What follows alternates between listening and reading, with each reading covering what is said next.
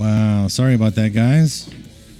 Yeah, there's sound. There should have been sound this whole time. So, anyway, I'm playing James up there in the bar box. You probably missed Brendan say a whole lot of stuff. But here we go. We have sound now. Sorry about that. Thanks for calling it out, Rackham. I thought we were good. My little indicators locally were good, but a little test told me otherwise. So, thank you. And it looks like we're going to get our first break-in run of the match here.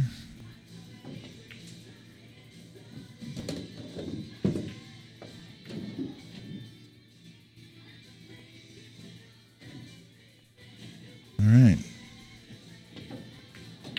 I'm going to have to start making some shots here. James is starting to pull away. It's a good long race, though. Race to 21. So, all right. Let me go back up there.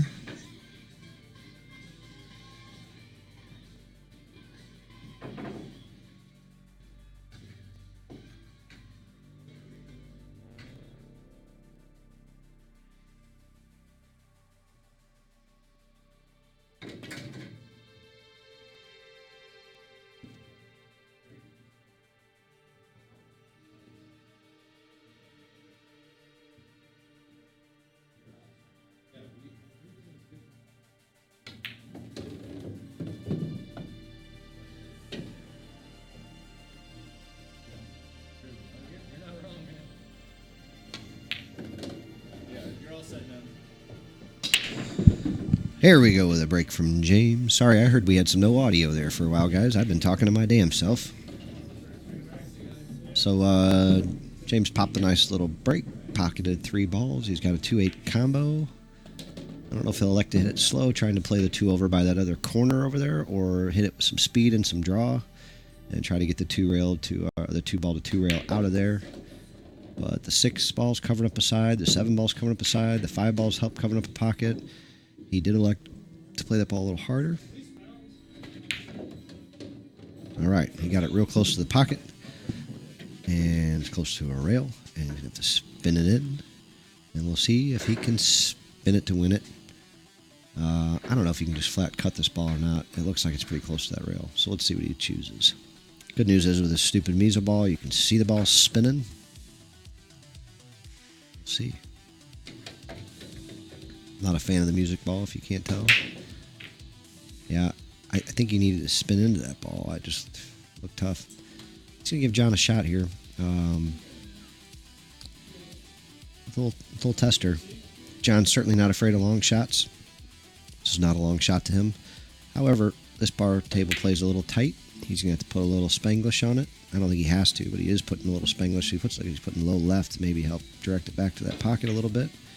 He overcooked it. I think I just would have hit straight low on it, maybe, and just tried to not complicate that at all. When you're hitting that far away, man, the left English sometimes just doesn't stay on the ball, and so you're, where you're aiming, and the ball squirts a little, and I don't know.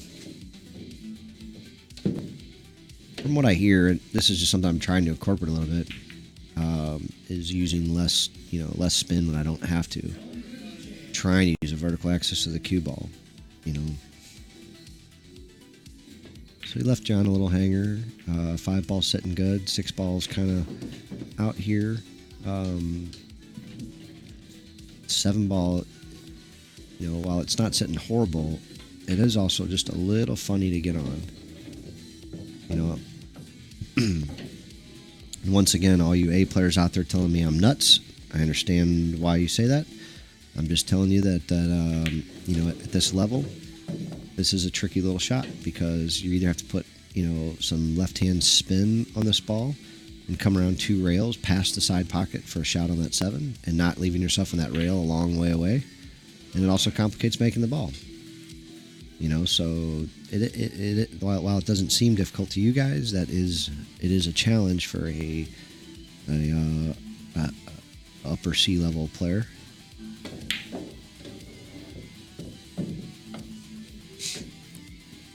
As far as when I say C-level player, if you're wondering, it's just, what I call myself, and I think John and I are real close. I think I'm a little more tactical. John has got a little better stroke, can pocket balls a little better, he definitely breaks better. This young man, James, seems to have a decent little game. He seems to be possibly a little bit better than John is. I don't think it's out of line, though. If John plays good, he's certainly capable of staying right here with him. But as I said earlier, he needs to take advantage of some of these breaks and some of these opportunities and finish them out. So James played a little safety on him. John could actually clip this ball, I think, although I'm not sure what good it does, and that cue ball is going to go right towards that corner. So if he could see enough of it to get it towards this corner to make it, though, you might see him shoot a little something. It looks like he's taking apart his OB lift jump cue. And he's going to jump this ball. So I wonder if he's just going to jump a tiny piece of it to cut it back here to the corner. And that's what I would anticipate. Just jumping the edge of this ball. I don't know that you really, can't just do this with your full cue.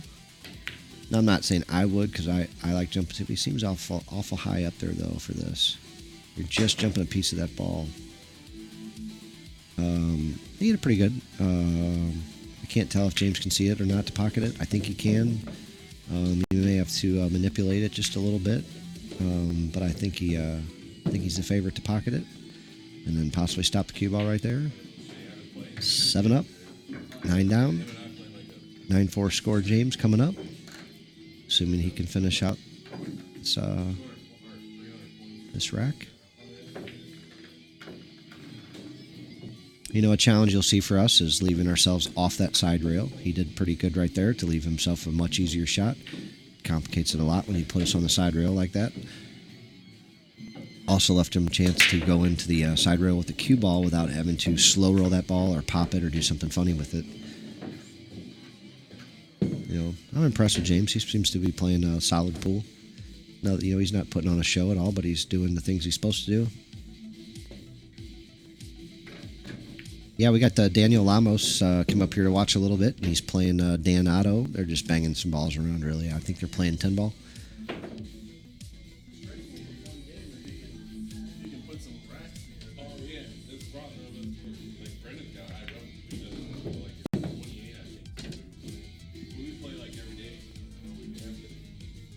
Quit telling people that. I don't ever play, remember? Sorry.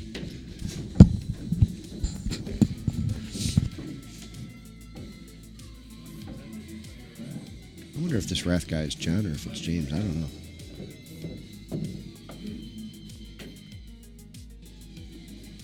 I don't know who's who. Guys, I don't do this all the time streaming-wise, so I don't know what your names are on there. So I apologize. John's usually the streaming guy today. He's the player, and I'm the streaming guy. And I'm Brendan. I own the Players Club. I'm a JB dealer. I usually keep about 20 to 50 Ultimate Ruggeds in stock. Most of them are black with different accent colors like red, yellow, white, blue, green. I also occasionally keep some navy ones, some gray ones, some brown ones, some blue ones, things like that. I also can custom order anything you like. And I do take trade-ins. I love bringing in cues. I have about 50 to 70 cues here at all times. Not always here. Sometimes they're at other places. And then I have a couple nice little selections of T-shirts back here. If you ever pop in, I'd love for you to pick one up. Anyway, you can support our little club. We love to support pool players. We love to support St. Louis. We love to support pool in general. And if anything you can do to help support us, we appreciate. If you ever want to make a donation for buy Justin Bergman lunch or dinner while he's out at a tournament, I'll be happy to get that money to him. He always really appreciates it. His expenses are high. If you ever want to make a little donation for listening to our live stream, and that money can go to wherever you want it. It can go to John Perky for providing you the entertainment. It can go to the Players Club, to me, for things like cloth and cleaning supplies and things like that to keep the club going. Whatever you wish. So my PayPal is bms_Clayton@hotmail.com. And like I said, you can PayPal me anytime, any money, and just tell me why you're sending it to us, and I'll make sure it gets to the right place.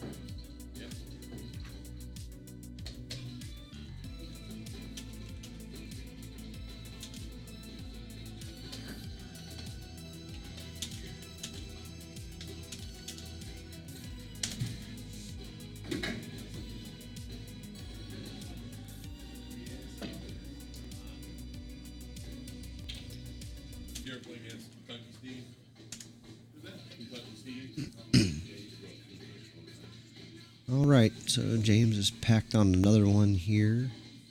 John needs to get a couple games here, man, and keep this thing close. You know, it's a race to 21. Once the other guy gets a 5-6 game lead, and then you get into, you know, not only does every game matter more from there, it also is the lack of games you have left available to win.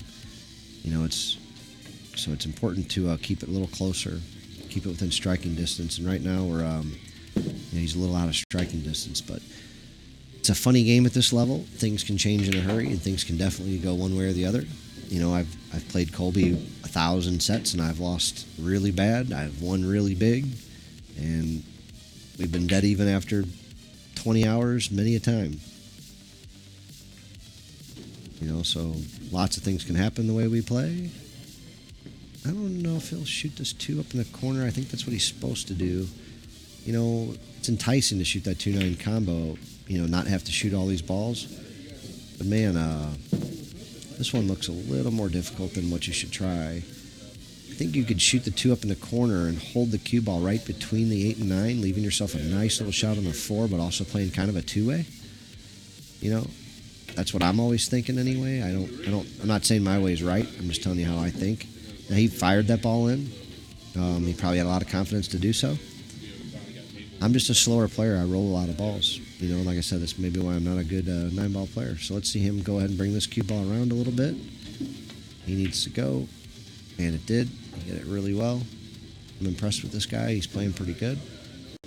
He's not doing anything real flashy. He's just kind of playing solid and minimizing his mistakes. He's still making a few, but he's playing good. You know, he got on the correct side of the 8-ball there, back cut it in, leave himself a nice shot on the 9.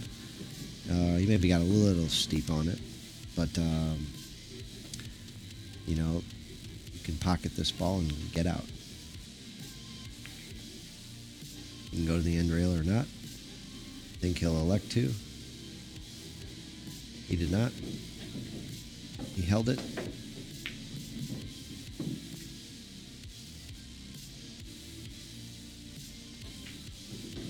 That one he goes to the end rail and does it nicely, keeps the cue ball in the middle of the table, and he's out again. And we need to see John put some things together here.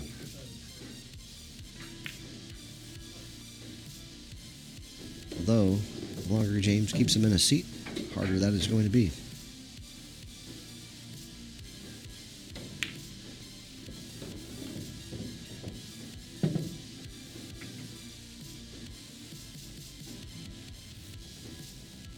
So John's generally electing to break over from the side rail, which is also where I break from. James is breaking more from the center.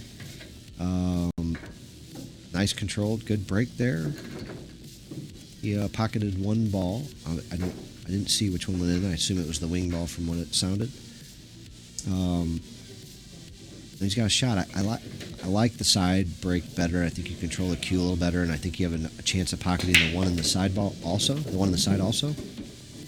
And if you don't make the one on the side, it generally comes down table, and you have you don't always have a shot. If you hit them too hard, the one ends up on that end rail down there. But if you keep it up, you know, if you just get it hard enough to go past the side pocket, you oftentimes get a shot at the one. You know, if you pocket that wing ball. So he tried a shot there, and it didn't work out. Some odd things happened, and he scratched. And John's going to play the 1 in the corner, the 2 in the opposite, and we'll see from there.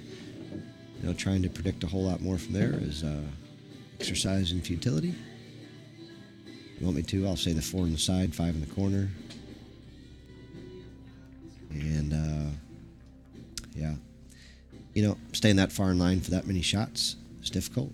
So let's just stop there. Let's see how he does. I think he hit that ball perfect. I expect he'll hit this ball really nice.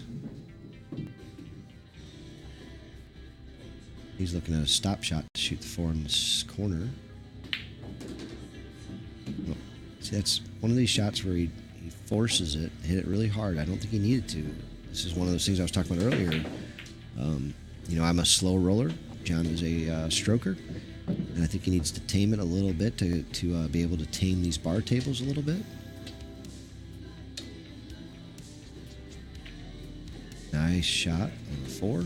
Pocketed it nicely. I think he might have hit a nipple and it caused the cue ball to do something a little funny there, although I'm not positive.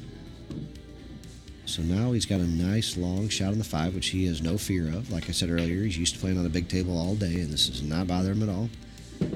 It still is a difficult shot, though. That is a difficult pocket. I know I've said that a few times, but it is. I don't like the fact that he's hitting down on this ball. I don't think he needs to.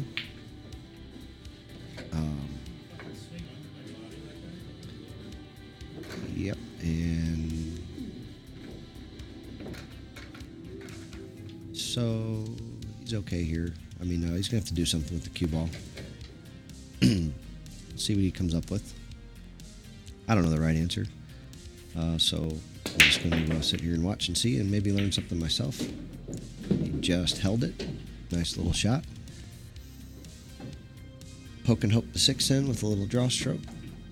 And knock the 7 down and come out 2 rails for the 8, maybe? Maybe what I might look at. You know, he may look to jerk this cue ball back and shoot the 7 in the other corner, making the 7 to 8 an easier predicament.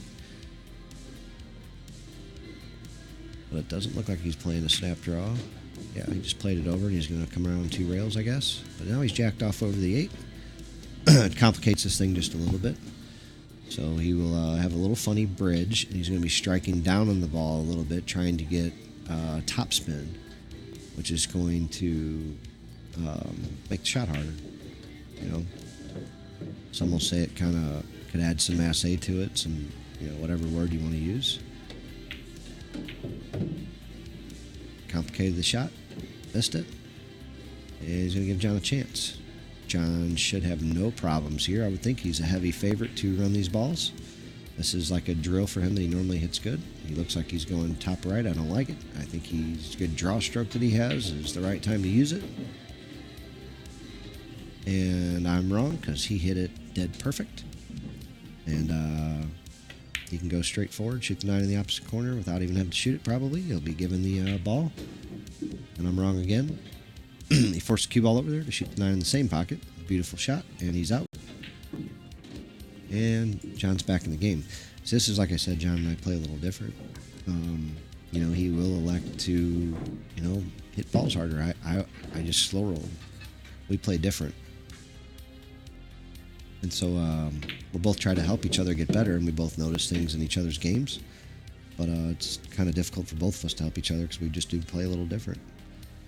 But we do what we can, and you know, he's helped me a lot. You know, especially when I first started playing up here, I was gambling quite a bit, quite a few nights, and John was commentating, and so I'd go back and watch my games and listen to him commentate, and you know, it's amazing. It's not usually the overwhelming amount of information that you get that changes things. It's usually something simple that somebody says or something simple somebody notices, and it can sometimes help. And John's noticed a couple little things that has helped me. Jameson New notices something cool that he helped me with.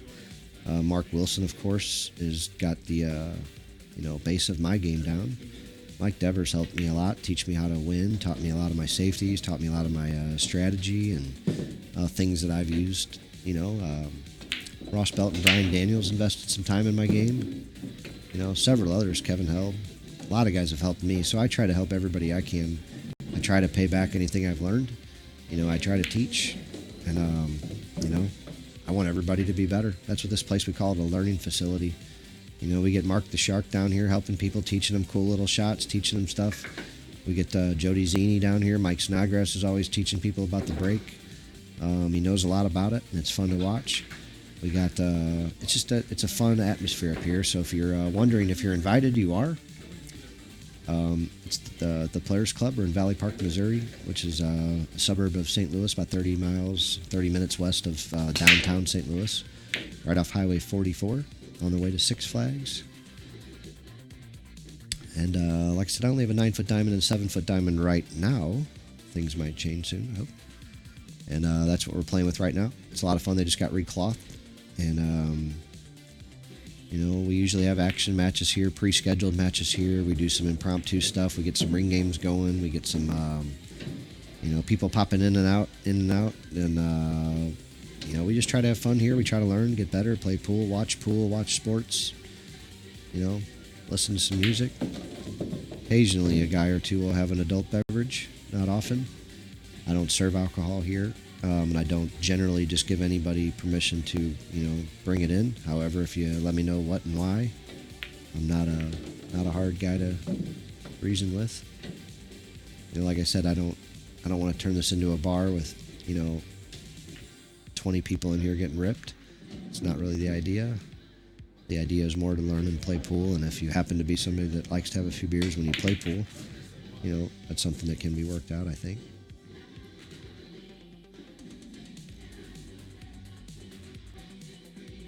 So here we go. John's got a ball in hand. He's got a good chance to pick up another game, and he can get this back to within reason, and he's got a chance. If you only got to pick up a game every 5, it's a big difference than when you got to win, 3 out of 5 or 4 out of 5 to, actually be even more. Yeah, I mean, you got to put together a bunch here if you let this get away from you. He overcooked this one just a hair, but he's going to be okay. He's got to pocket this ball. Just got to pocket this ball. Put a little stroke on that ball. Once again, he needs to pocket this ball. I think you can get to the end rail. I don't think you need to draw this ball. I think you just pocket it.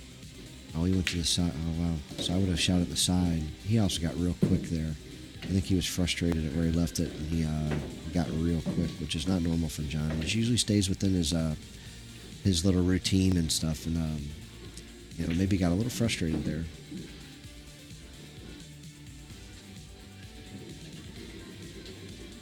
All right, James is looking to clean up. Pocket the 7, draw back on the 9.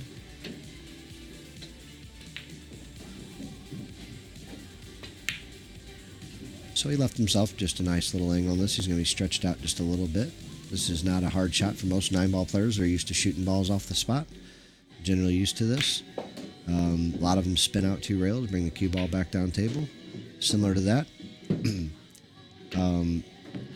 It's tough for me because I hit that shot so many different ways playing one pocket that, that's not always one of them, Sometimes you're just trying to roll it.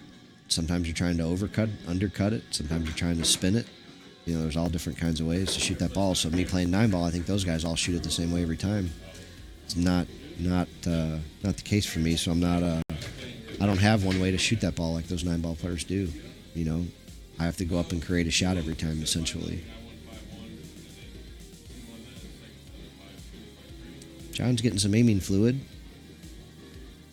We'll see if it helps. Powerade and Reese's is always a good way to go with me instead of an adult beverage. Not that I'm judging by any chance. I was a nice alcoholic most of my life.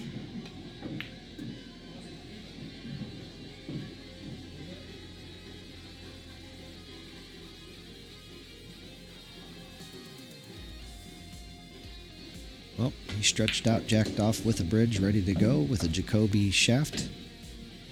I think I asked him earlier. He's got a Kamui something soft tip. I don't remember the 9 words in between there. Him and Snodgrass will probably get along well.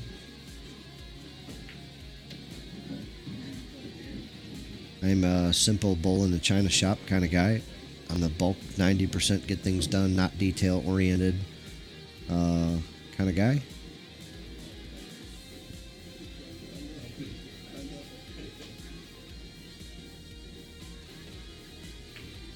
Oh, just got a little long straight inner. I think he needs to draw this ball back a few feet from where he's at to get that 3 in the side. Maybe not even a few feet, maybe just a foot or so, and he drilled it. But the pocket didn't accept that ball, as it usually doesn't like to when you hit it at those speeds with that much low English. I mean, you got to pure it at these tables to get what you want out of it. They don't. They just won't take it. Sometimes it's good to beat up the sides. In this instance, it's not.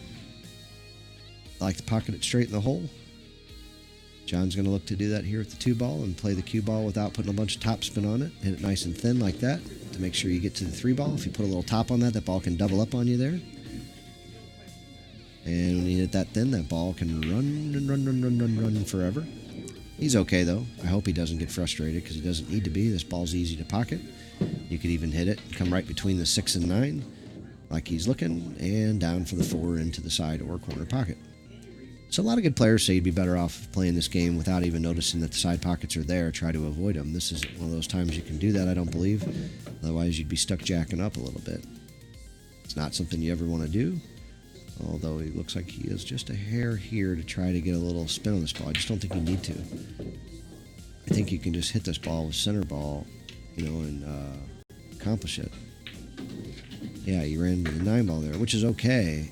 I don't know if he was even trying. Maybe he thought it was unavoidable, so he just planned on it. I'm not sure. Like I said, we all see the table a little different, plus he's down there on top of it, and I'm back here in a booth looking at a screen, or at the table from 20 feet away at the same level.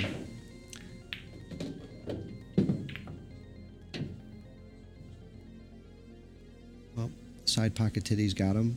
He left himself real nice on the 5-ball, but unfortunately nippled out. James is going to get a chance to peel this one back. Like he's drawing it into the side rail or not. Just down table a little bit. So once again here, on a valley, this is not a difficult proposition. On this table, you really need to focus and concentrate and pocket this ball, because your inclination is to try to get on that 6 with a little extra spin, a little extra this, that, and the other, and that ball hangs up. Not today. Today he just put himself behind the 9. And we'll see how he jumps. I don't think he can kick through there, but I could be wrong. This is a level of difficulty is really on your level of skill level jumping the ball, because if you're really good getting over balls, this is not real challenging. But if you're not, this is a really difficult one, because you only have 3-4 inches to get it up and over. He's got a jumping jacks jump cue, I believe it looks like, which is the exact same jump cue I use. He is not up high enough, by the way, right now. Now he's getting there. I think he needs to go up another couple degrees.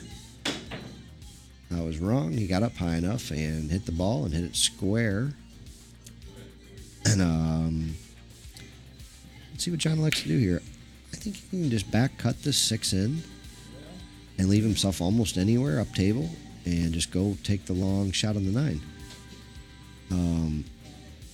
Just try to play down near, not all the way by that corner pocket down there, but over there near my floor tile. Over come into that range and shoot that long cut on the 9. I don't really love the bank here. I just don't know that I don't know. I don't know how I would bank this ball if I was going to. I don't like. I feel like I bank okay, and then I'm going to hang that ball too often and leave my opponent an easy shot, or leave him I don't know. He liked to play a little safety here, and he may have. Man, he almost hit it really good. It was not a bad idea, and he almost hit it extremely good. And even how he hit it. I mean, James has got the easier shot, I think, is to cut the 6 in the side here to make the ball. However, getting on the 9 is real difficult. Shooting this ball in the corner leaves natural position for the 9, kind of, but boy, that's a hard shot. And he missed it. And then John is going to get the opportunity to shoot the 6 in the corner, come around a couple 3 rails, maybe even a 4th, and be on the straight and on the 9. Scratching in the side pocket, not in the side pocket, in this corner pocket right underneath his armpit can be a problem. And it's not. Hopefully he has enough speed to get off that rail and make it nice and easy, like a gimme. Like so. And John picks up a game. So he elected to go rail first, so he went 1 rail first, hit the ball in, then 1, 2, 3 rails to get on it. You know, he could have even hit it so hard that it came down to the fourth end rail and bounced up a little bit, but he didn't. And we get to see John Perky break some a little bit.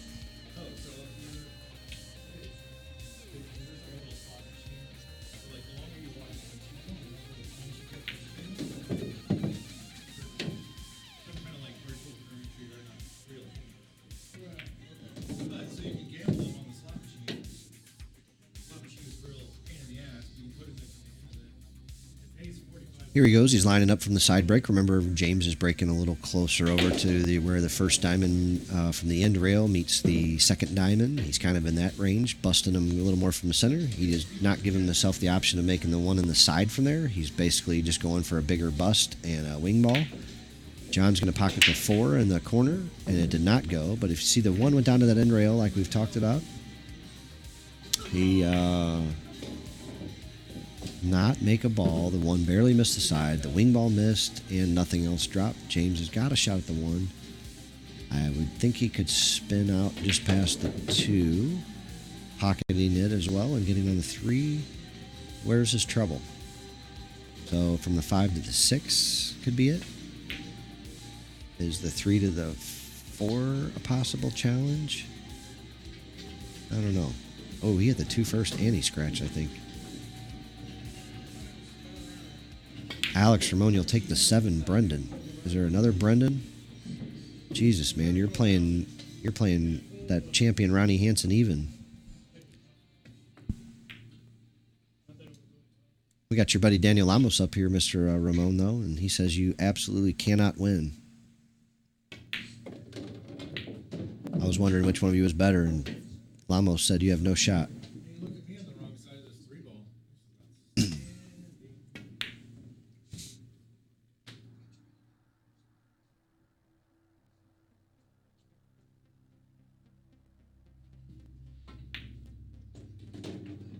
Ooh.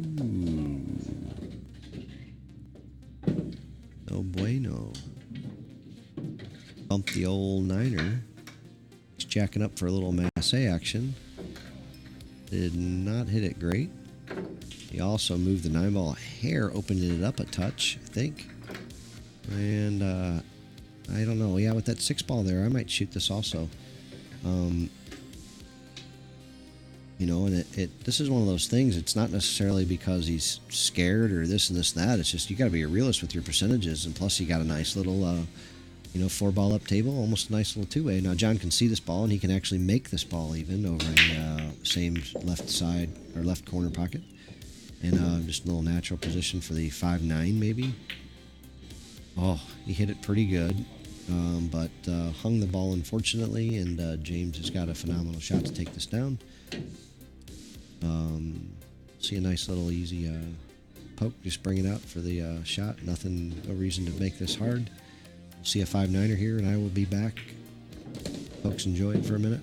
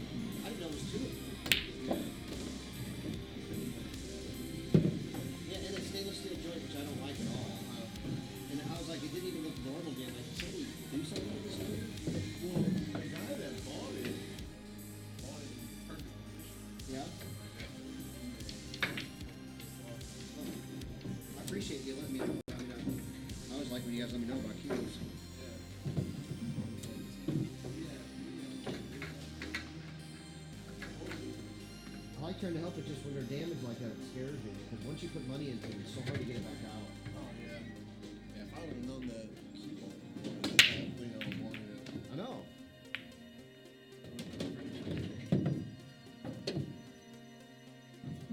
I've never seen one like that. Usually I just see like the ones that I gave you. I just sold that the other day finally. And actually, I gave the Purple Heart back to Brian Hedger.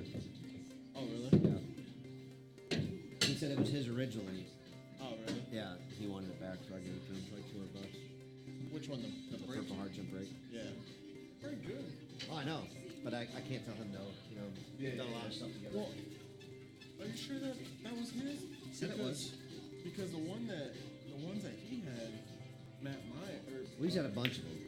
Okay. Yeah, he used to have them make them like 5 at a time. Oh. Okay. He's actually got one hanging over there that he's had them building for years. And he just, like, it looks like a black door. It's fucking cool. Oh really? Yeah, but they haven't done any work on it in like a year or two. Brian's just been gone working, you know.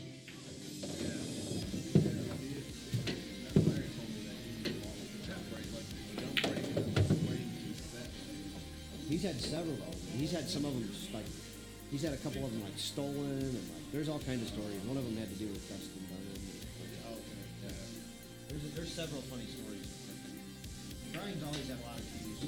I've sold a ton of cues from him. That's what I'm saying. Like I can't really tell him no, like because he gives me stuff to sell and makes me do it. I'll be like, you know, he's just generous. I just can't. You know, if he wants something, I'm just. No, no. I know.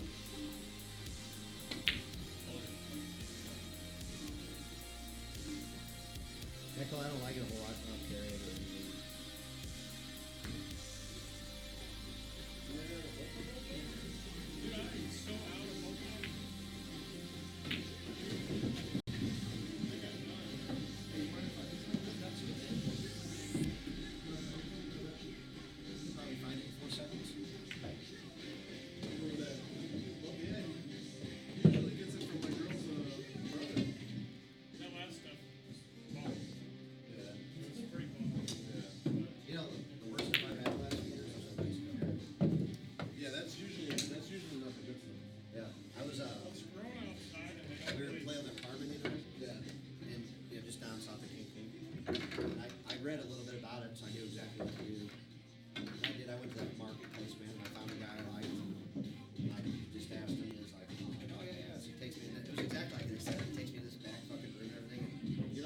You don't even know where you are. Yeah. You know what I mean? Once you go through sheets and shit, you'll be sitting there looking at some shit and everything. And finally give it to you. It's not very much. And what's a ton? I'm not paying attention to shit.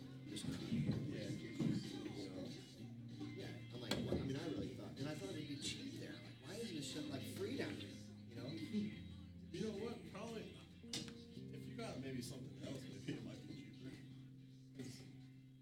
I just thought that shit down there should be damn near free. It should be legal. There should be stands everywhere. So yeah, you know, joints should be like $250 down there. There should be like a beer down there. They're busy doing cocaine. But I'm dead serious. Like down there it was cool. Like you could literally just stop on the corner and sit on a swing and drink a beer, drink a Corona. You know, you should be able to stop. How much are you paying for Coronas? Like $3. $3? Whatever they were out. I think it was 2 for $5. I think they were 2 for $5 every promotion. It's funny, the resort we stayed in, they didn't even have. I was so mad. We're staying in this gorgeous resort. My wife found this like gorgeous place with huge steaks. Yeah. It was $2 grand. All you eat, all you drink. We ate at like steak and lobster every night. Really steakhouse every night. You know, lovely, beautiful, gorgeous. Looked like a yeah. It's like a royal house. They have like 10 resorts. And this was the nicest. Which I kind of wish we could have stayed at one of the other ones. The good thing was you're allowed to go down, so you could go. We could go to any of the resort. Oh, like they couldn't go up there. They couldn't go to ours.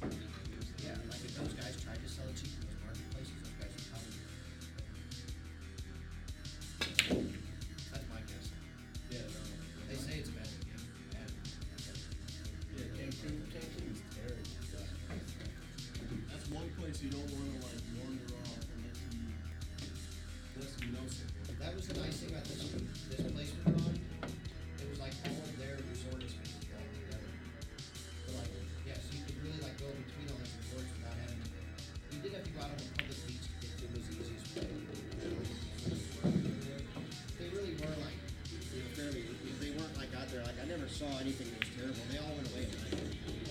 We didn't dare go out there. We went outside. We just went to our place. You know? Oh, man, you don't want to get involved in that kind of stuff. My dad lives in central Mexico. And he said that's all it is cartel violence.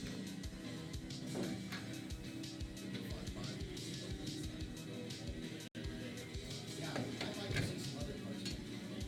It's hard because mostly all you ever see is tourism parts. Yeah, if you ever get a chance, my mom is from a state called Oaxaca, which is Cancun, but it's the best surfing area. Oh, okay. You know, it was weird. The water down there was it was awesome. It was nothing like as pretty as Hawaii, you know, or something like that. Yeah. But it was cool and it was nice. And it was a little bit more fun because the guys, good or bad, you can make this sound good or bad. They would let us touch stuff and things like that. Like Hawaii, they didn't let us touch anything. You couldn't touch the coral or anything. Oh, really? Yeah, in Mexico though, they went down and grabbed big old lobster for us, you know, and like snorkeling, you know. We got to do whatever we wanted, really. I would say, yeah. They let me free dive. They didn't make me wear a vest or anything, you know. Oh, really? Yeah, I told him, I'm like, look, man, I'm a complete water dog. You know, like I don't. Plus, the water wasn't even that deep when we were. Like, we went out pretty far to the beach, like 3 foot of water was only like 10, 12 feet. And so, you know, I just, you know, they let me. I'm just free. I just let my life jacket float. So when I came up, I had something to grab. Yeah. I basically just free swim because I can dive down and hold my breath for like 2 minutes. Oh, wow. You know, so I could get down there and search for shit with the guides and all that. Yeah. And that's what they were doing, you know. I can't use a fucking snorkel. Yeah, no, can't breathe. I'd say because Hawaii is part of the United States, they have rules and regulations Yeah. that they have to follow. Mexico. But don't get me wrong, they weren't being like assholes. It wasn't like they were, you know. Yeah.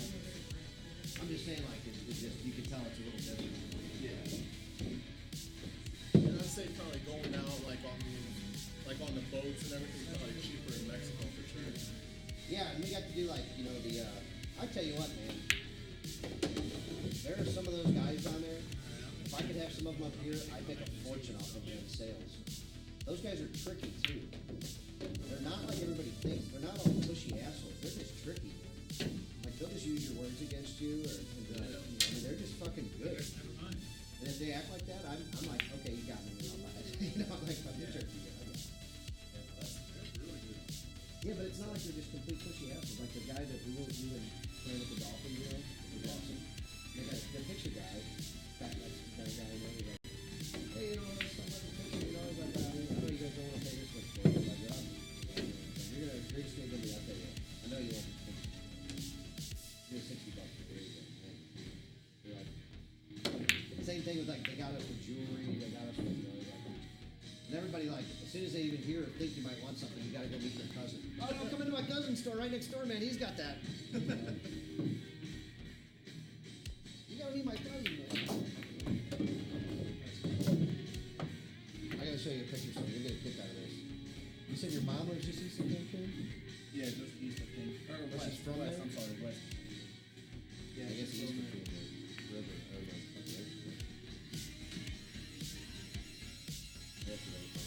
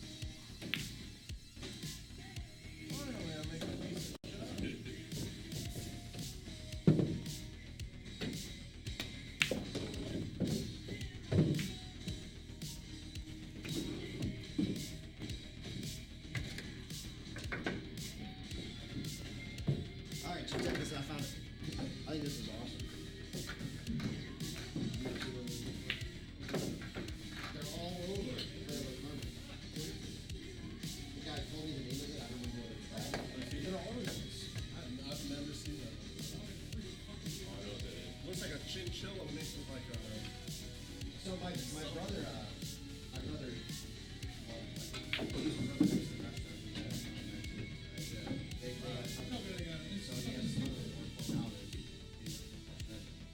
he speaks Spanish here. So I show every like every one of them. None of them have ever seen one.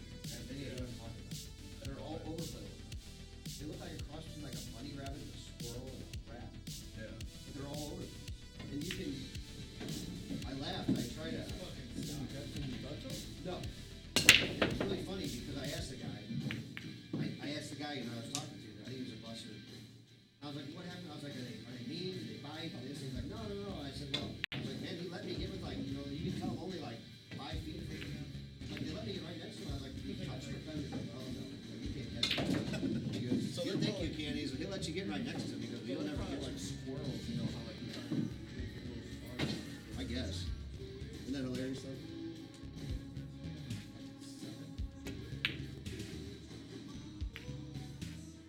This was the catamaran, big old boat. You see how shallow the water is? Oh yeah. That's what I'm saying. Like we could just. That was the boat. And then check this out. This is what we ate tonight. All right, guys. We're gonna take a quick little break. Let me get the score updated here. This is what we ate. So yeah, we've been playing for a little while. Things are getting goofy. It was boring. You guys were eating like. Yeah, that's what I'm saying. It was like, oh, I'm telling you, it gets way better than like that. Wasn't even. They had a Brazilian steakhouse there also. It was like we didn't just eat like we could go to the steak and lobster house, or we could go to the Brazilian steakhouse, and just eat nonstop meat all day. Anyway, so we're gonna flip over to Dan and Danny while James and I take a quick little break, relax for a second.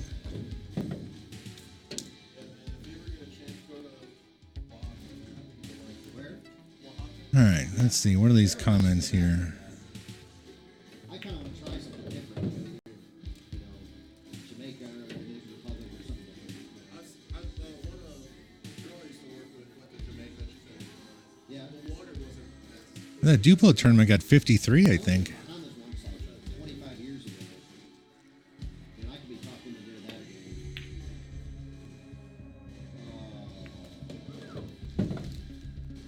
Is it over?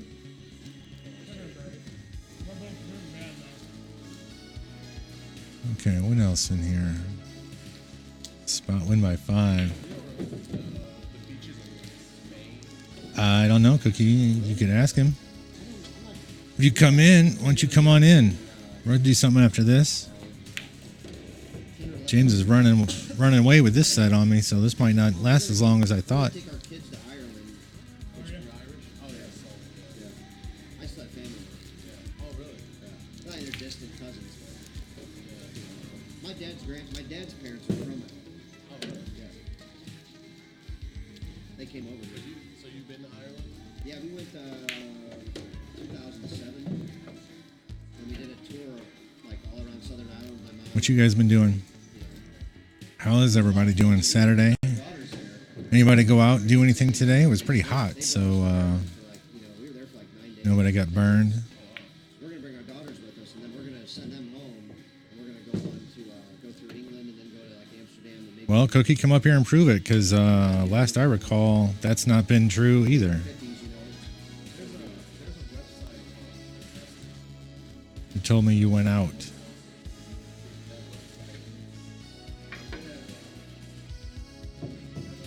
Did you tell me today? I don't remember you telling me that today.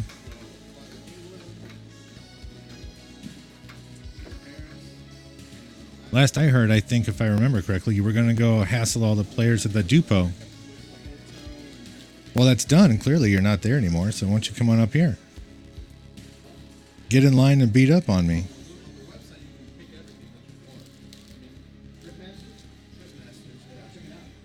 yeah, we want to take our daughters. Uh, They'll be like 18 and 21. Yeah. So they'll be able to have a few drinks with us and have fun. You know what I mean? The drinking age is 18, isn't it? no, Dustin, Cookie's not coming. He's just yapping in the chat on Twitch. I think you have to be, Marijuana's not legal there. I think it's 16. You can drink beer at 16, but if you bar later, you have to be 20. Yeah, but I think it's the kind of thing where if they Unless, I don't know, Cookie, you want to play Dustin? Even act right, they let Dustin you. Ray? They don't. Yeah. I tell you what's funny. My brother and I, the very first night we're there, everybody's exhausted. My brother and I, well, we're going out. So we left and we were in Dublin the first night. So my brother and I wanted to go out. So everybody else went to sleep and do whatever. My brother and I go to Dublin. It's like we had a couple beers at dinner, like 2, and with everybody. So we go into Dublin and the very So you're still at this point I might have 4 beers. you're still talking about how there wasn't a whole lot of Missouri players in the Dupo tournament? They look at us and they go, yeah, sorry, maybe not tonight. And we're like, Oh, Dan goes in the drink. Hey, I finally get to play a sound effect because you know Brennan ain't been playing these. what show are you going to yeah, man. I think maybe you had a few too many, huh? I was like, what are you talking about? I'm like, we're in Ireland. I was like, I've had like 4 drinks. I haven't even begun to get Well, yeah, that's a long way to drive. I don't know about waiting for that stuff to go away. It's like 7 o'clock. No, take care of it. It was Chad and Jake Embry. I'm assuming Ryan Hillsman didn't show up. 5 other bars get really ripped, and then we go back there and they let me in. Swear to God, true story. We went to a strip club in Ireland too, which was Yeah. So is today's rounds all over, or are they're gonna pick it up tomorrow, or are they still going? So that, I did go to a pool hall there, and I'd never seen snooker before. I didn't even really know what it was. I couldn't even figure out what they were doing. And they were all in these pencil tip eraser, you know. They looked Jake shot like a beast. Yeah, he can certainly do that, especially on a bar box. Yeah, and He just gets out. And then we went to one bar that had one 7-foot valley. That was the only 7-foot valley I saw anywhere in Baltimore. The only thing I saw. Oh, they're finishing the left side. Okay. I didn't look for them. It was the only one we saw them. Like we went to a lot of bars. You know, we were on this thing called a pub tour, so we went to a lot of bars. You know? But we just never, like I said, we went to this one pool, and I was kind of nervous. He beat Will 7-1. Wow. Where you are, so he was like, "Oh, come down this alley." Well, they're playing. He's still on the winner set, right? So they're doing 8-ball, which that's kind of guys at that level, you know. Just I asked some guy, I'm like, "Hey, I heard there's a pool." And he's like, "Yeah, it's right over there. And go down this alley and then going up the stairs." And I ain't going up there by myself. Are you crazy? Well, yeah, like think about this. Like we're on this big bus. doing this Still though, that's pretty good. all these great places to see and all this shit. You know? And then we Oh, really? Brady's on fire over there. pulled up. Oh, Dan might be in the drink again. No. Folks, don't freak out. This is normal. This happens all the time. Just watch. And Brady's the man to beat over there. Hey, it was Jimmy. Ever hurt there? military Humvees pull up. They park right in front of us. Everybody jumps out, and they all take like. I didn't actually read the brackets, but I saw the brackets. I scrolled through them quickly and saw some familiar names and a whole bunch of unfamiliar names. No Jimmy. Wow. That's surprising. Also a little disappointing. Yeah, I knew Ryan wasn't going to be there. He was here last night. Said he put his name in, but he also felt like after he talked about it a little while, he wasn't going to go. Yeah. Oh yeah. Yeah. That's nuts. I couldn't believe that, man. Yeah. Mexico pickup truck. All in SWAT gear, machine guns. Like, You know, sometimes you don't even see them with the 50 caliber machine guns like on top of it. yeah, posted up there. Yeah. That's crazy. But you know, I generally felt kind of safe where I was. All right, I'm gonna go out there and relax a little bit, grab something new to drink, relax, and start thinking about getting back on the match. So I'll be back. I am trying to keep an eye on chat from my phone out there from time to time, but that gets a little difficult. But if you get anything, let me know. Post it up in the chat. I'll try and come back here, or try and have Brendan come back here. Either way, we'll figure something out. Yep, we'll be all right. Wow, Dan's hitting them real clean today. Today was their day to play even. Yep, for sure it was.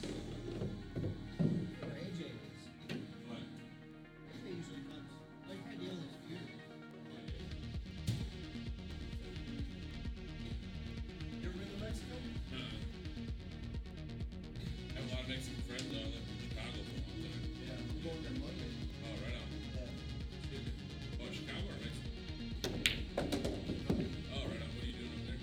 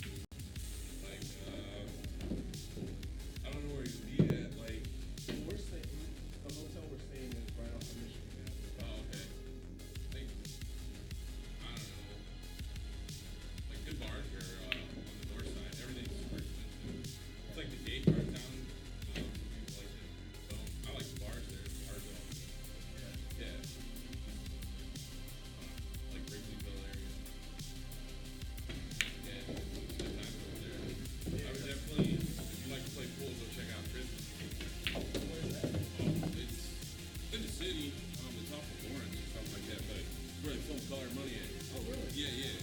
Play legit. Like, it's a different experience. You ever seen that, that video with Mario Sullivan going into like different. Oh, yeah, you went in there, yeah. Yeah, right? Played Alex Bollinger, yeah. Yeah. Yeah, right. Scored and do that. Yeah. That was a pretty good show, actually. Yeah, I was just checking out Chris. Yeah. And that's in like the north side or south side? I don't know what it is over there. To tell you the truth. Oh, yeah. It's not like, I don't know what the area is like over there. Like, I went in, the last time I went in was during the day. But Chicago's weird. Good and bad. You get a bad part of the neighborhood right around the corner from the good part. Yeah, that's what. I went in February. Yeah. Me and my girlfriend, we were gonna hop on the L. Yeah. But this guy was like, if you don't know where you're going, you might go somewhere where you don't want to be. Exactly, yeah. So I was like, okay. I was really scared of that, but I got lucky.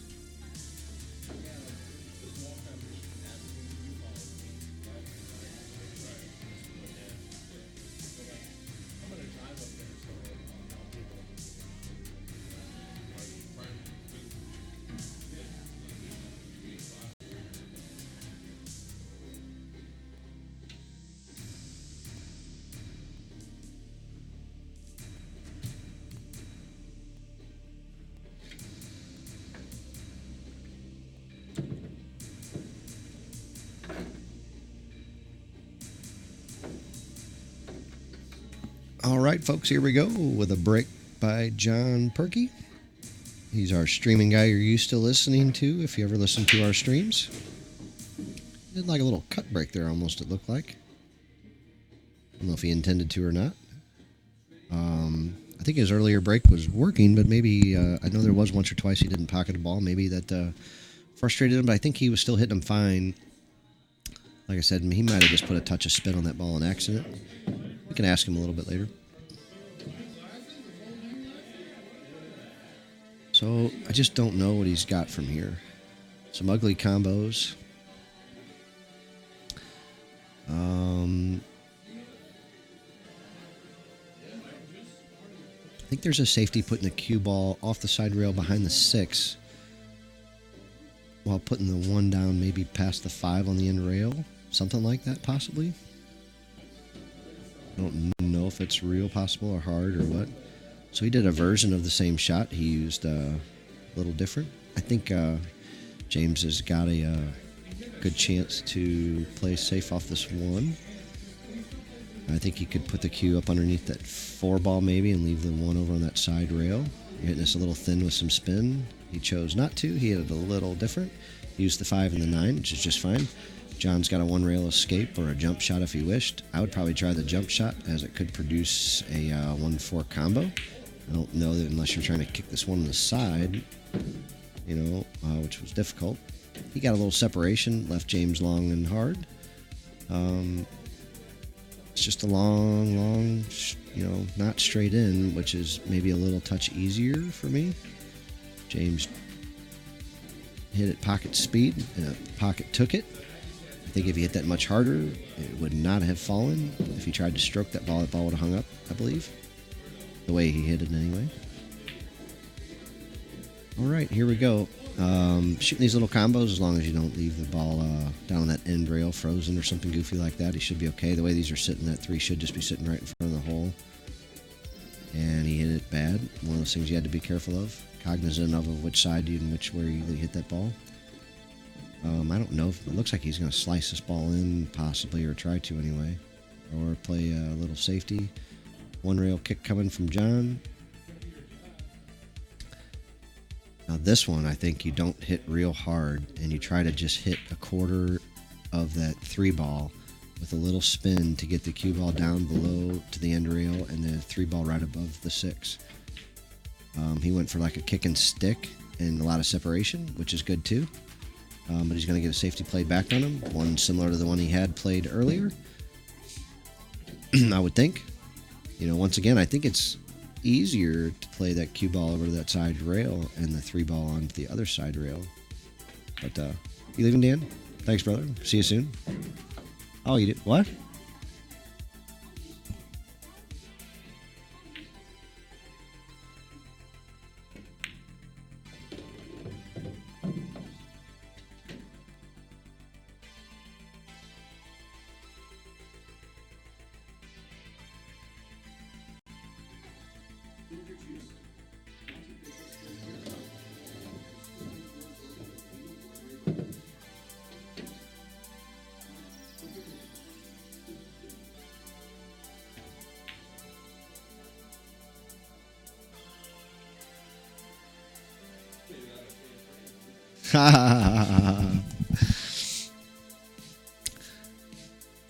All right.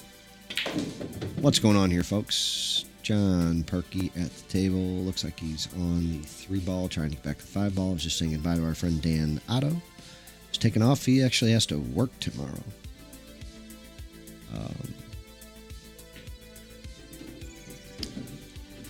All right, so John pocketed the 3, tried to maybe squirt around the other ball, didn't work. I think right here you just go all out to pocket this 5, running straight into the 9, and just take your medicine and shoot that long shot on the 6 ball. I don't know. I think he chose what I chose, and it left it even harder than I anticipated. I thought he would be long, but I thought he would still be over farther with a little better angle. So now he's forced to stroke this ball to avoid any kind of a scratch. It looks like he's hitting low right. Let's see if we can tell. Yep, he sure did, and he hit it good. He hit it good. Back cut 7 ball. He overcut it a little bit is fine. Undercutting it's no good. It'll go off the titty. John stroked it in nicely, but a little stern. And now he's got a tester. He's going to have to draw out of this just a little bit. Don't complicate it too much. It's not that hard. He looks like he's going forward with it, which is fine too if he's got enough. And he had plenty of it. Nice shot, John. See if that puts him at 9. Yeah, I think it's 13-9. So if he's only down 4 now.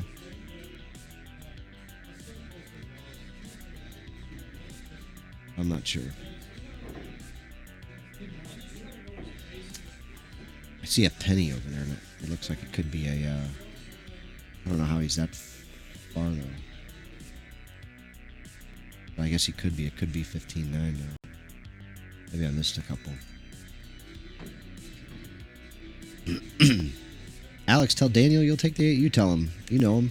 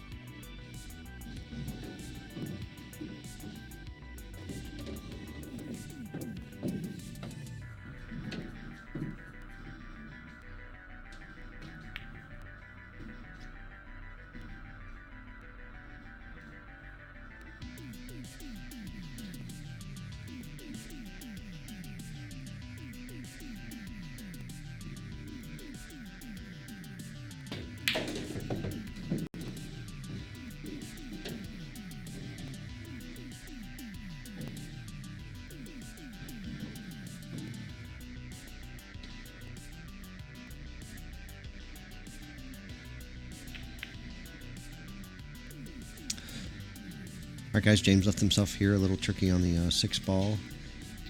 I'm sure he's going to cut it in, but although it kind of looks like he's hitting straight at it like a bank almost. He sure did. And he banked it a little high, but he's going to get safe. I don't know if that was intentional or not in case he missed.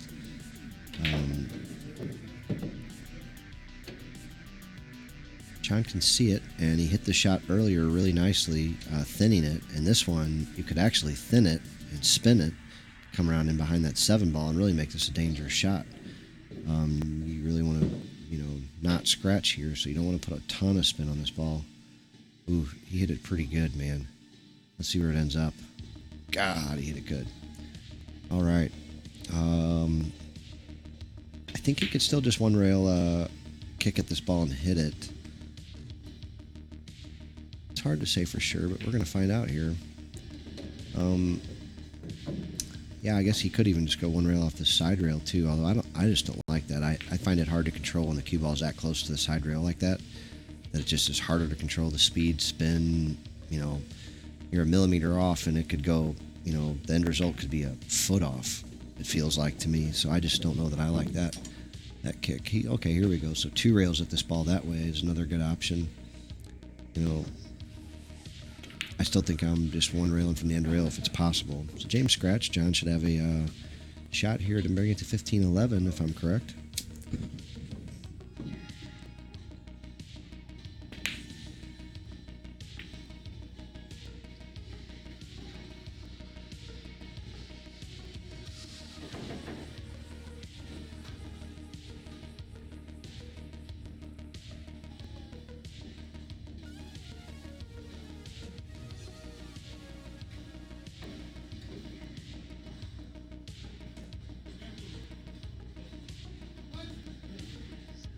What?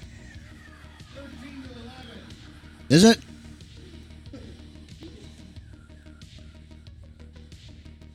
All right, I'm hearing it's 13-11. John's making a move. Is that not a penny all the way over there? Where's mine? So 10, 11.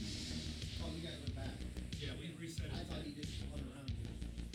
Yeah, no, we just reset. Because otherwise it's That's fine. I was just guessing. all right. I'll let you know.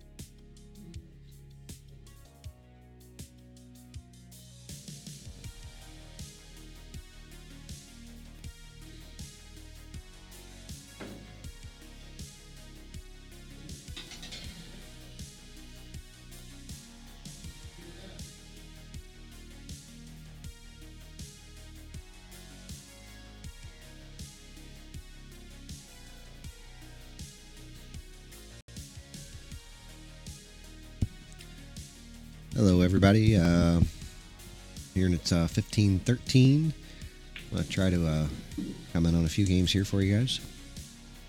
James back to the table. Shot at the 5. Good shot at the 6. Could be hard to get on the 7. 8 to the 9 could also be a problem. We might still see a change of hands coming up. But you never know. He's capable of getting out here.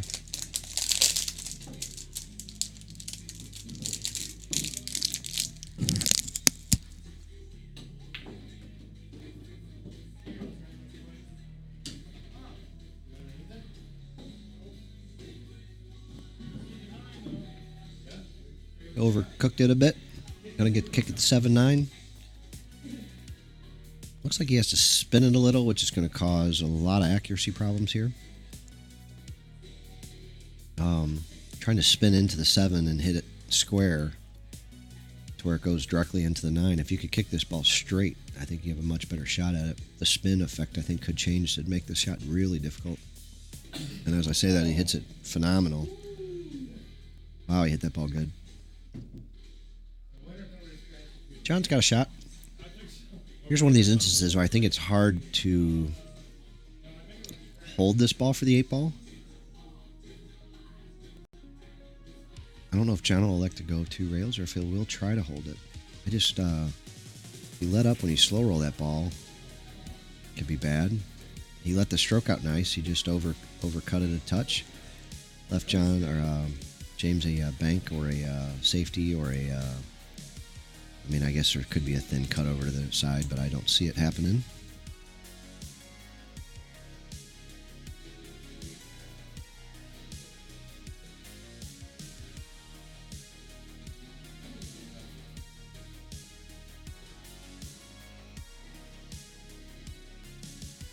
Well, he got some nice separation. He hit it at a beautiful speed. He did leave John a shot, a little carry him into that 9. I think it's fairly easy to play a half a ball hit with maybe a little, I don't even know if you needed a little spin or if you can even get any, but you should be able to get into this 9 ball here, I would think. It looks like he's just jacked up a little bit to create that angle. Hit it great, took the game down. John make it 15-14, folks, and he's really trying to make this a match here. We're going to get to see John break again. He has a good break. He's been breaking pretty decent all day, although he's changed just a little bit here and there. Let's see if he can go ahead and put us a good rack on here and get us a good, nice spread. And let's make this real interesting and tie this sucker up.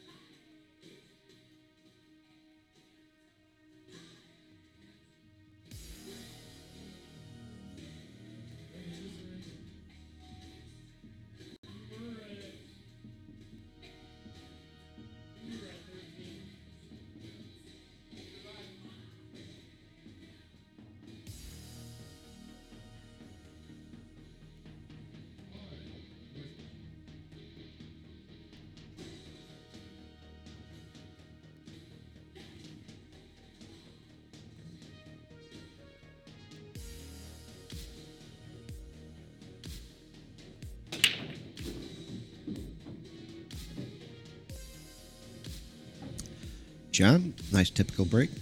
Pocketed a ball. 1 ball came down, sitting in front of the corner. He's got a real good shot at it with a real good leave for the 2 following it. 3 ball. Doesn't pass the 4, I don't think.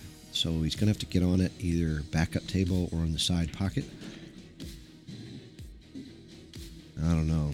He might have got a little straight on this ball. Let's find out. If he's got a little angle where he can draw past the side pocket, then it opens up a lot of territory to shoot this ball.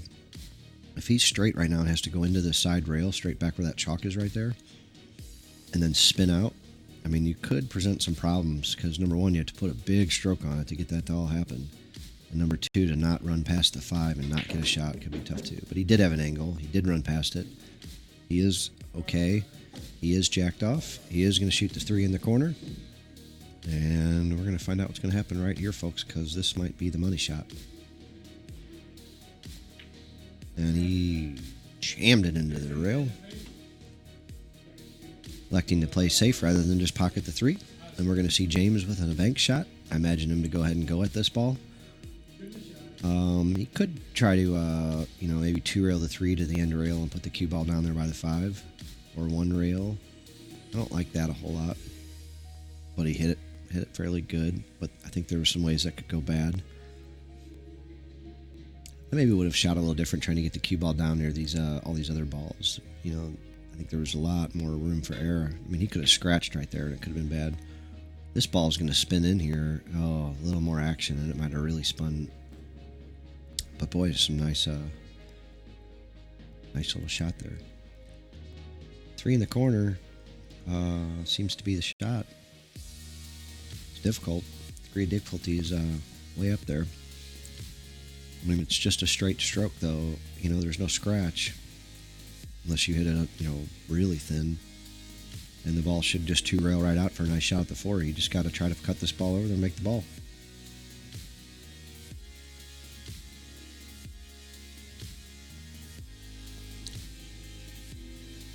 No, that's really all there is to it. Yeah, undercut it. Cue ball came where I expected. John has a shot, I believe. There's a lane through the 7-8 for this 3 ball to slide in perfect, leaving him straight in on the old foe. With a little stop on the 4-5, maybe 7 in the side, but he might have to work the cue ball a little bit. I don't want to anticipate that he's going to be perfect on it. It's not exactly a roadmap, but it's all manageable. If you played it, he shot it in the other corner. I thought there was an area through the 7-8 to shoot that ball, but he back cut it and hit it nicely. He should have a relative stop shot here. I don't know if he'll elect to draw it back a little bit. He got a little bit different on it. So he could come straight back. He could stop it. He could do a lot with this cue ball. Let's see what he chooses. He spins out too much, too hard, too fast. Left himself okay. I think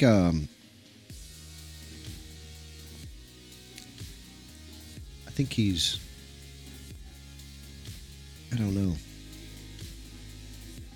I think you could play for this to go off that 9. I would hit this with just a straight high ball or maybe a little high inside. He's got a good stroke and he's going to elect to draw this ball a little bit. Came out fine, except now you got to put another stroke on this ball. So now you got to go a little high inside even and 2 rails. 2 full rails, really almost 3 rails. 1, 2, there's the 3rd. Nice little bounce, and John's going to tie this ball game up. We might have us a tight one here with John breaking, folks. It's going to be a race to 6 with John breaking if he pockets this ball, and he does, and he hit it nicely. He's fighting, and I'm happy for him. It's 15-15 all. John's breaking in a race to 6 for all the marbles. They're going to 21. John's been breaking good. Expect another good one out of him here. And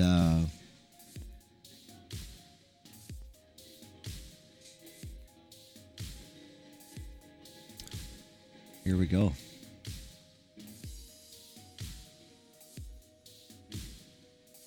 So now we got the 5 and 8 up top. So I think John's racking randomly other than putting the 2 in the back. As good as he breaks, I'm surprised he doesn't have a couple of different patterns he might be using to avoid the appearance of pattern racking. I'd still try to stick that 3 ball up where the 5 is every time.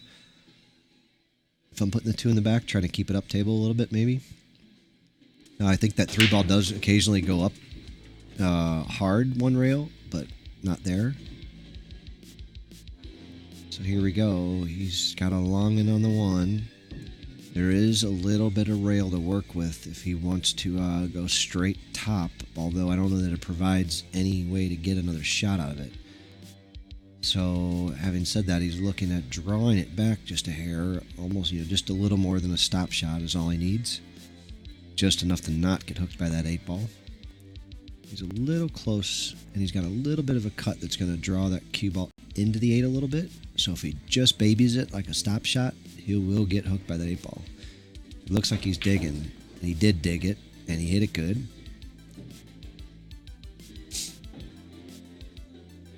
And this is another one of these, this little diamond table, this is a slow roll here, and that's not how he's going to see it, I don't believe. He's going to see it a different way, and he's going to come up short. And I'm not saying he's wrong at all. If a couple good players have told me that anytime you're on a diamond, don't try to hold it, go the extra rail, because you can't hold it, But there, I think you had to. I don't know. That's a long way for the cue ball to travel without making a mistake, in my estimation, with our level. Let's see what he's trying here. Looks like he's trying a safe. I don't think he's going to lose the game from there, but it is possible. James is going to cut this ball over to the hole. And let's see how he tries to get the cue ball back up table. Me personally, I'm hitting this with inside English, and you'll notice I say that a lot because I cut a lot of balls with inside English. It's how I like to hit them. I have tried hard learning using outside more and incorporating that a little bit, but I'm still just comfortable cutting balls thinner with inside English. And plus, I like the way that ball travels without having to do too much. All right. Let's see what John feels like here. I don't see anything that's eye-popping. Good shot. You could thin the 3 and try to skim behind the 9, maybe if you really wanted to. I don't really like that.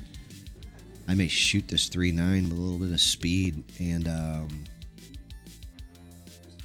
try to manipulate the cue ball somewhere the opposite of where I think the 3 is going to go, depending on how you choose to hit it. Just create some distance. Maybe get the 9 ball moving a little bit. Get a little lucky, maybe. Oh, so wow. All right. So he looked like he banked it back into the pocket. I think he can see this 5. I think he's going to have to spin into it, but he's looking like he's hitting dead straight. I don't understand. Oh, he could go straight into it. Look at this. He locked him up behind. He's got some good action here. He's got him behind the 6. He's got the 9 ball a little bit to protect from some kicks. He looks like he can go. He looks like he's trying to shoot through the 2 or through the 9-6 little area there with some right hand spin, maybe. He clipped the 6 anyway.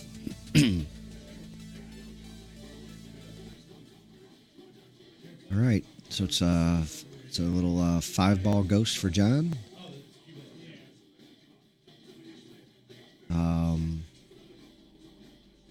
Let's hope he can pull this out. 5 in the corner. 6 in the opposite corner. 7 is in the center of the table and go just about anywhere, including the 7-9 combo if need be. 9's only 4, 5, 6 inches from the hole. John's getting a little close to his work here. And that's no bueno.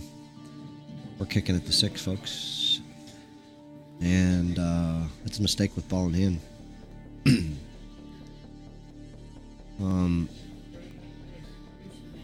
Let's see here. Yeah, we're kicking at the 6. I'm thinking just one rail, and I'm kicking this with a little bit of speed. And either, you got to try to get that separation off of it somehow, I would think.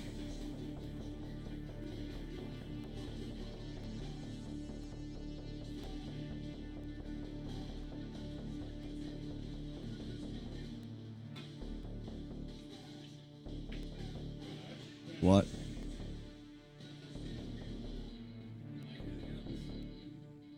What just happened here?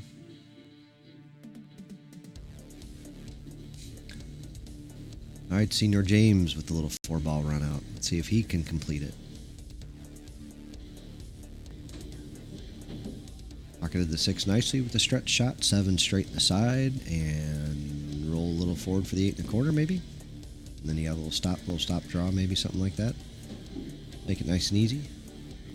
You could stop it right there or draw it back a foot if you wish. Anywhere from, you could do really a lot of different things here. Just pocket the ball is the number 1.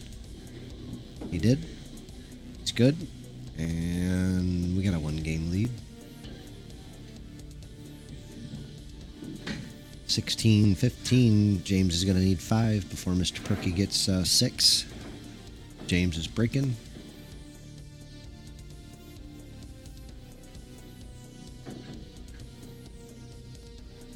Alex, Are you Mexican too? You better be careful. Daniel's part tequila.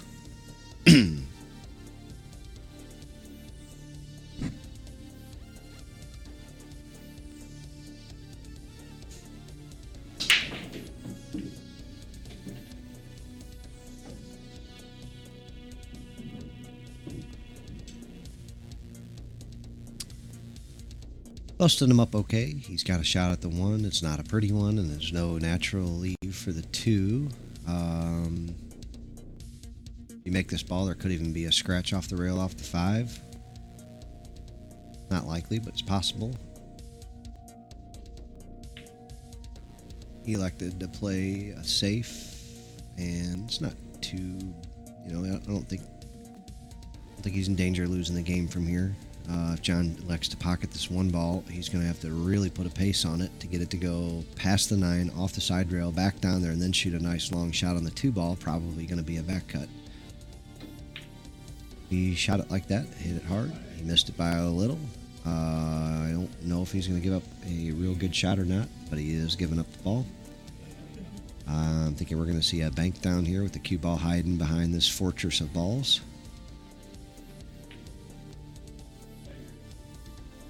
He just used the 2. I thought he would bank it a little harder, making sure if he mishit the cue ball a little bit that he'd have the whole fortress to block behind.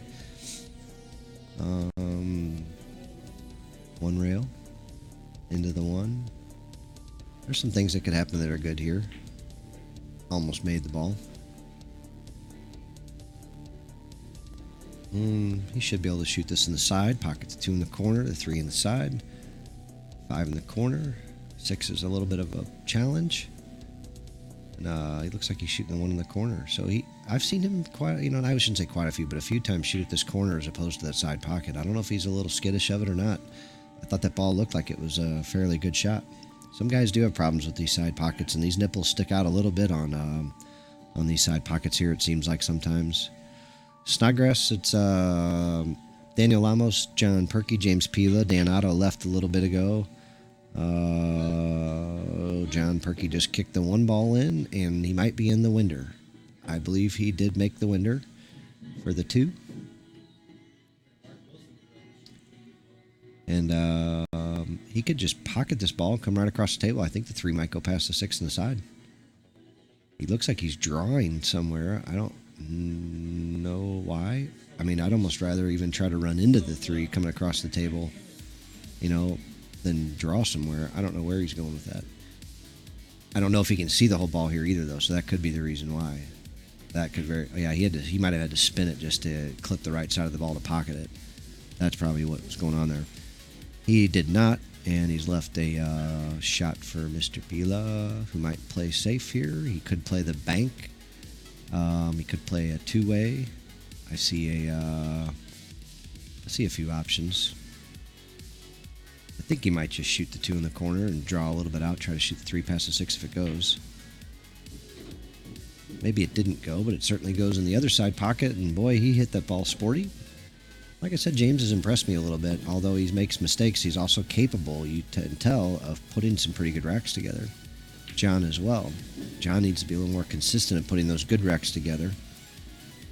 I think that's the only difference between these 2 guys right now is James just a hair more consistent. He's not really doing anything John's not capable of. He's just playing a little more consistent position and maybe missing a ball or 2 less. But it's close.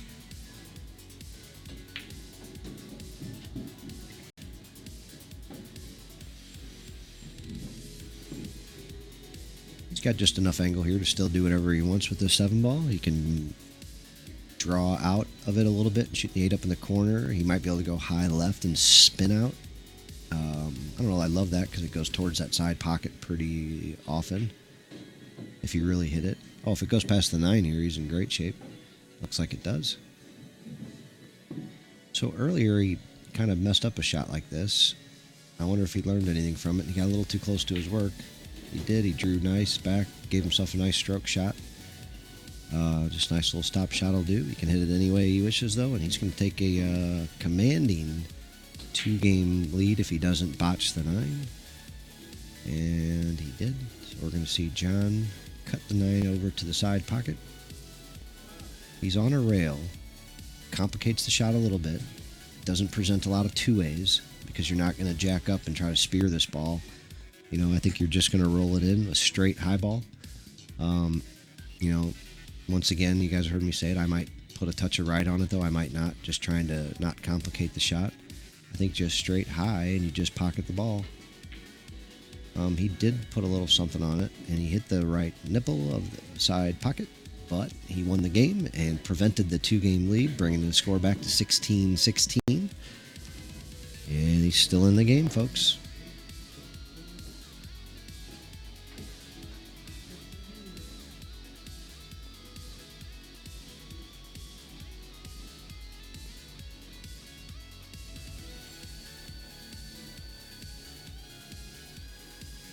Mike, it's been a good match. They started out close, and then James pulled ahead. James fell off a little bit, and John got it back up in there. There's been some good outs. There's been some missed opportunities. You've seen a little bit of everything. There's no sound for the first little while. Apparently, some things reset or something like that, and we lost some sound. So apparently, there's not none of the commentary that I put forth early is there. So here's the break from Perky. Cue ball squirted forward a bit, but the 1 ball's coming back down here, and he pocketed a couple balls, I believe. 7 balls getting in the way. John's friend Reza's walking in the door. We got action, folks. I think we'll see a 1-rail kick to the 1 or a push out. What's up, Reza? What? Yeah, a little bit. Yeah. What are you up to? Yeah, we're having fun. We had a couple of guys playing. They just left. John just tied it up at 16. James missed the 9 ball.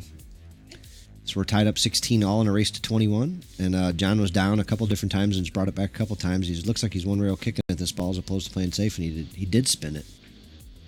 It didn't look like he had any spin on that ball, but he did. And he got a good hit, but didn't make the ball. Left James a shot. I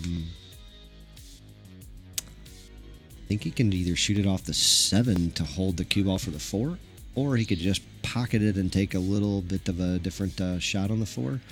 You know, I just don't like it because it brings the cue ball away from the 5. Okay, so he went all the way up table. I guess the 4 passes the 8 into that corner, which is fine. He could shoot it, stop it. I don't know if he can draw into a rail to where he can, you know, draw 1 rail and out for the 5. I think he's just going to have to shoot it and stop it, or shoot it and go forward. If it bumps the 8, it's fine. If it doesn't bump the 8, it's fine. You just shoot this ball, go forward, and don't leave yourself jacked off over the 8. And you're in good shape.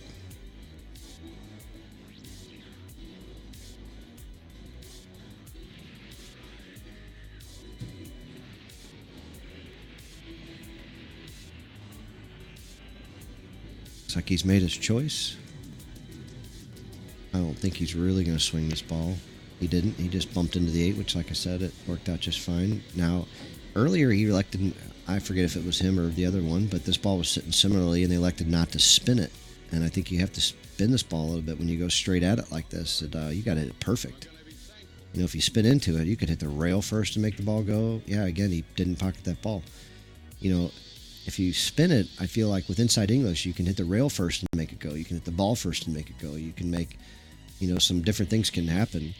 When you just go right at it, man, you have to clip that ball just perfect. And when it's that close to the rail like that and that thin of a hit, I don't know.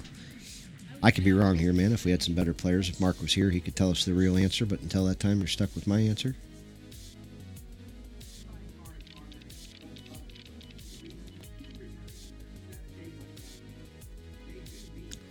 John's 2-rail kicking at the 1. This ball's got a chance to go if he hits it good. The nice thing about that shot, it's a nice little 1-pocket shot.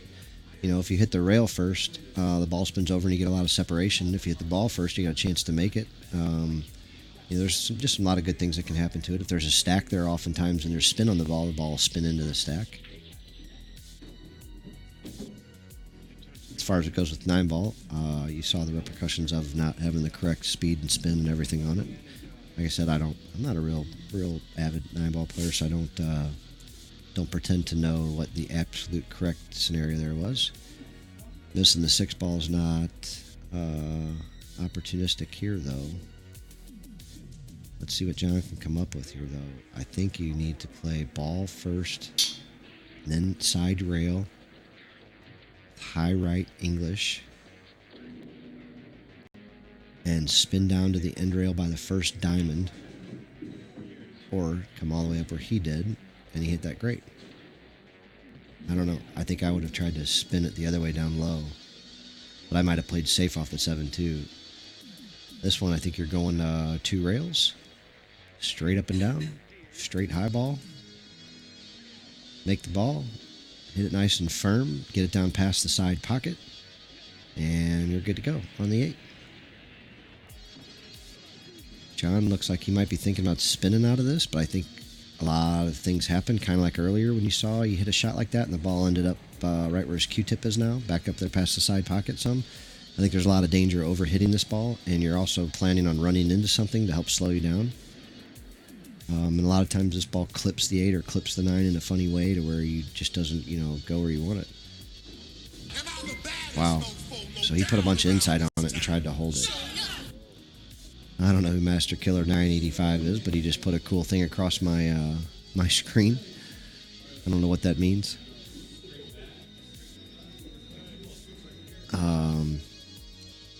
Yeah, I'm surprised John didn't elect to stroke that ball, because that's what John does well, and that was a stroke shot, and I think that was the correct shot.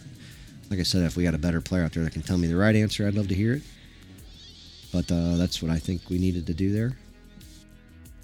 He looks like he's 2-railing at this 8 ball, which is fine. It could create a lot of distance. Oh, he went right by it. Oh. He went right by it. So it's going to put James up a game in breaking. It's 17-16, folks. We got a real close one here. I hope you're enjoying this. I am. These guys are practicing a little bit. They are playing for a little something to keep the integrity of the game real. And they're practicing for Jake's tournament at Teachers. I don't remember the exact dates, and I'm embarrassed. I still haven't found out. Hopefully somebody will pop that up here for us and let us know. I think it's towards the end of July. And we will get... and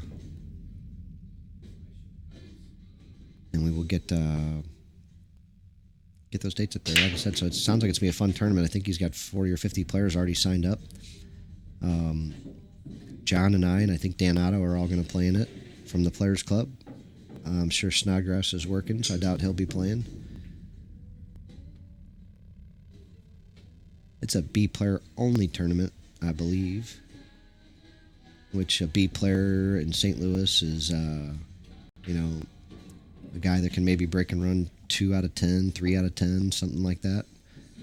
Some of us are more like C players. We're like, I'm more of a 1 out of 15, break and run kind of guy. Although I can put a 2-pack together every now and then. So that's about how we play.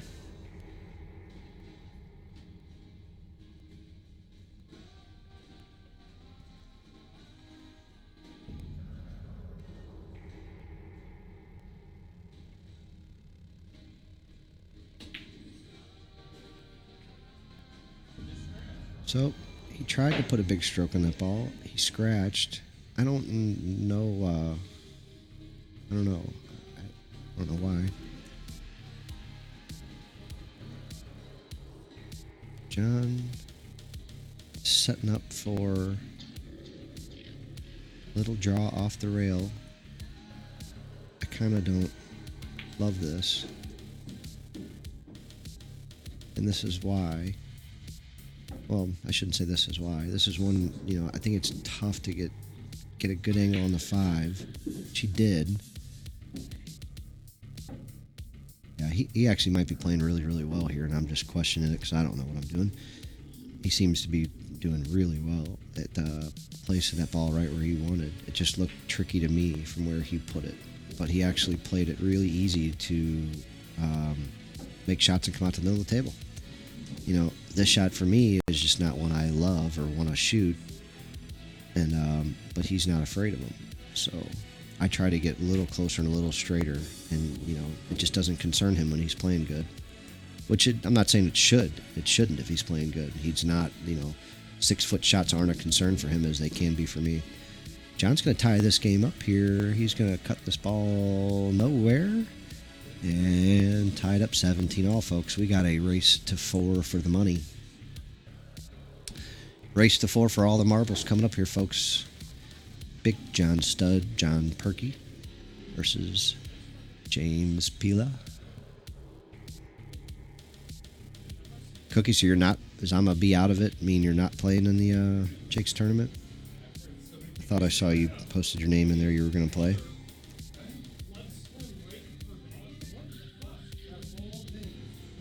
Apparently you're playing so good, you're like a 9. So I guess I'll use your line, Cookie, and tell you I'll take the 6. The last tournament over there, I did go and play. And at the time, it was 7. Everybody was a 7 or above. I might have played in the Open tournament. Maybe it wasn't the B. I don't remember. But I played in a tournament anyway. And everybody was like a 7 or above. Except for 2 guys were 6s. I played both of those guys, and I lost to both of them. That's about how my rotation game goes. I had to give each one of them a game, and I lost Hill to one of them, and I lost by 2 games to the other one, I think. So they were both close. And to be honest, I played better than both of those guys, I believe. So I'm not saying that anybody was out of line. I'm just telling you that I am capable of losing to anybody playing rotation pool. But I have my moments. I'm not helpless. I play about like these guys do. Maybe not quite. I think if either one of them play their best 9-ball, they would beat me. I definitely out-move both of these guys in any game. But I don't outshoot either one of them.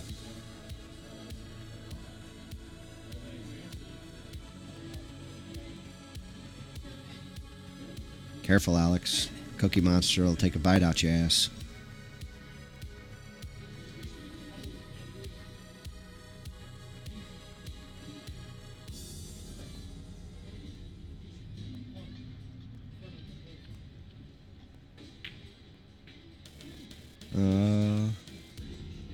Not sure there.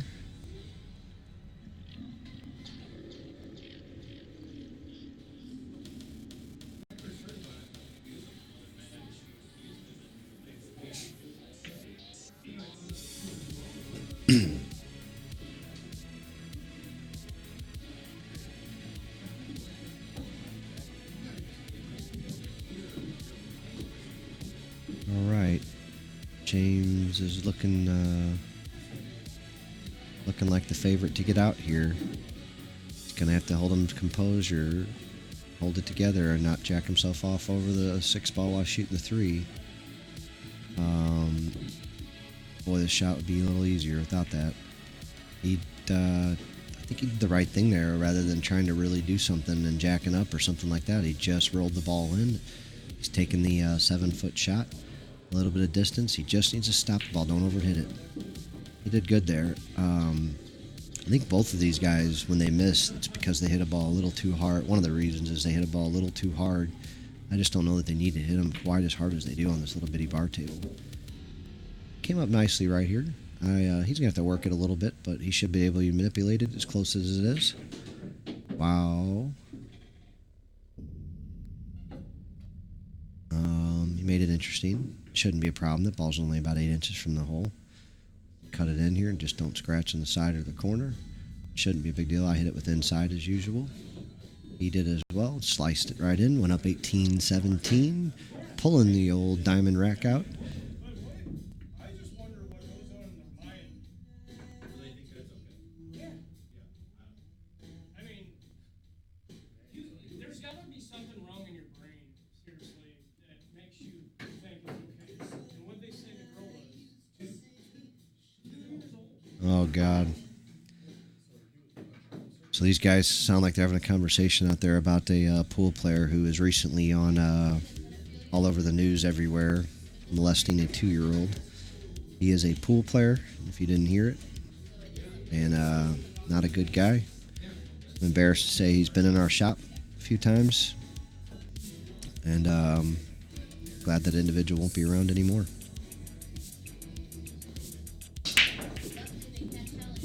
It's scary. I pray that if the girl needs anything, she gets it. My family and home would take her in a heartbeat if we needed to, or if somebody wanted us to.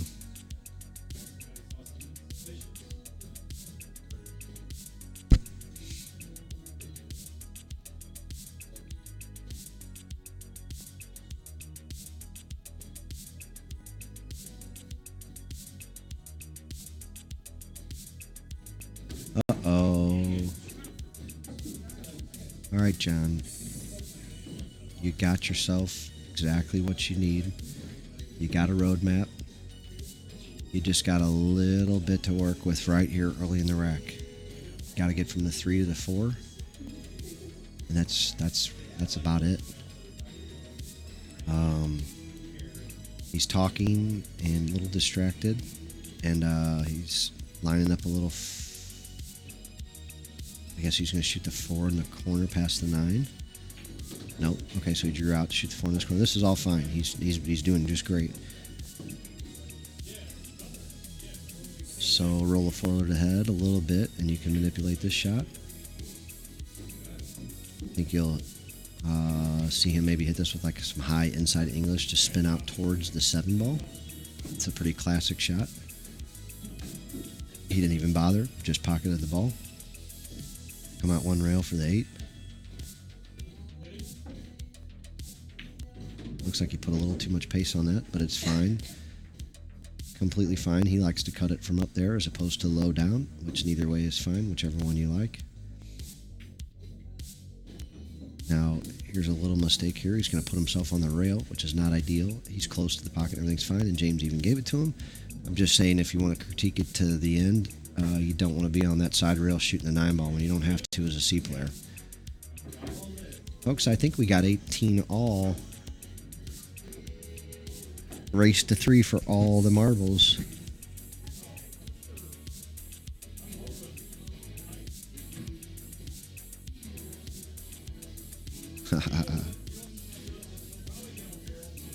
Alex Ramon stirring it up.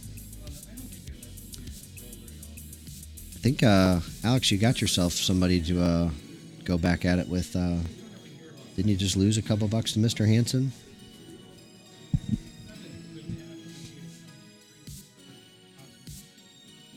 Me and Ronnie weren't playing nice with each other on the internet tonight.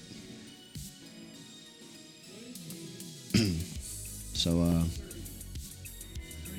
may not see him for a week or two. Who knows? You never know. John tries to kill the balls. Puts a good break on. Crossed over the head ball a little bit. As Mike Snodgrass might say, he threw his body to the middle of the table a little bit, causing the cue ball to go the same way. But he did hit a good break. I don't know if he can pocket the 1 or not. I can't tell how much the 5's in the way, or if it is at all. He could pocket the 1 on the side, running the cue ball towards the 9, kind of area. But I'm sure he's going to want to punch this in the corner if it's possible. He hit it real nice. John's he seems like he's picked up his game quite a bit the last half hour or so. He seems to be having some confidence, and he's stroking some balls, and then he just ran into the 9 ball right there. Don't get frustrated. Get it back. You're not out of this. That 4 ball's hanging, man. You just got to come up with a shot for the 3. Take your time. Find it.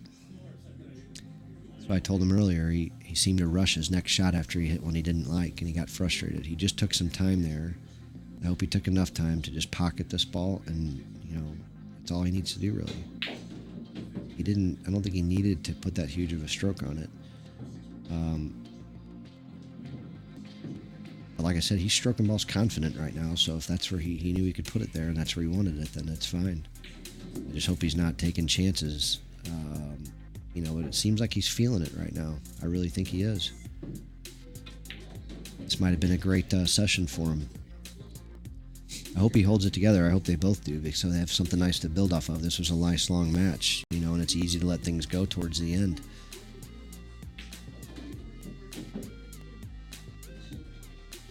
Yeah. He gives me the 8, and we're pretty close that way. I'm not sure what would happen if he only had like 12 beers instead of 22. I may not be able to keep up, but other than that, Mike Wills gives me the 8. Same thing. I think he's up on me a little bit, but it's close. He should be fine here. John takes the lead at 19, and this might be the first lead he's had the whole time. I don't know if he's ever had the lead. Pretty sporty, 19-18. And I don't think, James has missed some balls, but John's definitely just playing better. And a few missed opportune times for James to miss some balls. I think he has fallen off just a little bit. See here, though.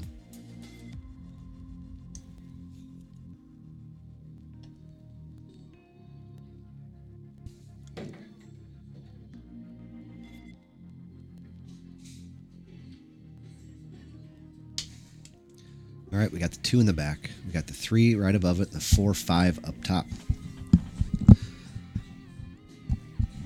So once again, look for the 3 ball, I think, to end up over by that second diamond after it goes to the end rail. 2 ball up table, 1 ball just into the side pocket or just past it. 7 ball into the corner. 4 and 5 over towards the side rails and then back out to their opposite sides. There's the 3 ball right by the second diamond. 7 ball went in the corner. 1 ball went up by the side pocket.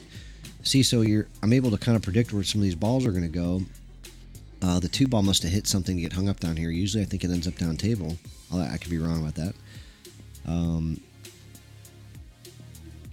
Normally I think the 1 would have been on the other side of the side pocket. I don't know how exactly it ended up right there. No! John scratched off the ball. All right, James needs to take control of this game and tie it up at 19 with a break and a chance to go on the hill first. He doesn't want to be down 20-18, having to win 3 in a row. Winning the 19th game to tie this up could be a really big one. Let's see if he goes right past the 5 ball up table or if he tries to draw out 2 rails here. I think I would draw this, actually, and I'm not generally one that would pick that. So he's on the rail, but he's kind of shooting off of it at an angle, which isn't as hard as shooting straight off of it. He pocketed the ball fine and left himself hooked on the 6. He did. Let's see what kind of jump cue he's got. I imagine if it's the same one, the jumping jacks he had from earlier, it looked a little pinkish. I think he might have got that from Mike Snodgrass. I'm not sure, though. But let's see if he pulls it out or if he likes to kick at this ball. He can kick in behind it. I just don't know that it pays any dividends. I mean, I'm jumping this ball in. The 5 ball is a little farther away from the 6 than the cue ball is from the 6, which is about the dividing line for me. If the 6 is over the midpoint, I'm generally not going to go for this jump shot. You have to get the ball up so far that it's hard to get it back down and keep it on the table. And that's kind of just my general rule of thumb. It doesn't necessarily mean that that's, right where I always... So he went 2-rail, kicked at it, I think, and had a nice little speed. He got a nice little separation. He left John a bank shot. John's going to bank this ball, I'm pretty sure. He plays a little aggressive, and there's nothing wrong with it. It's not a very difficult bank shot. You, about, a third of the ball hit with some right-hand English, and throw that effer back in the side pocket. Kind of like that. He missed it. John plays a little bit of banks, so it's not a foreign shot to him at all. We play that game on Thursday nights, and he likes it, and he's won it before, and he's lost it bad before, as we all have. And I think he was around right around 50-55% to make that particular bank right there at this time. If he shot it 10 times, I believe he would make it 6 of those times if he did it in a row. In competition, he might be a hair below that. Like I said, right around 50-50 to make that ball.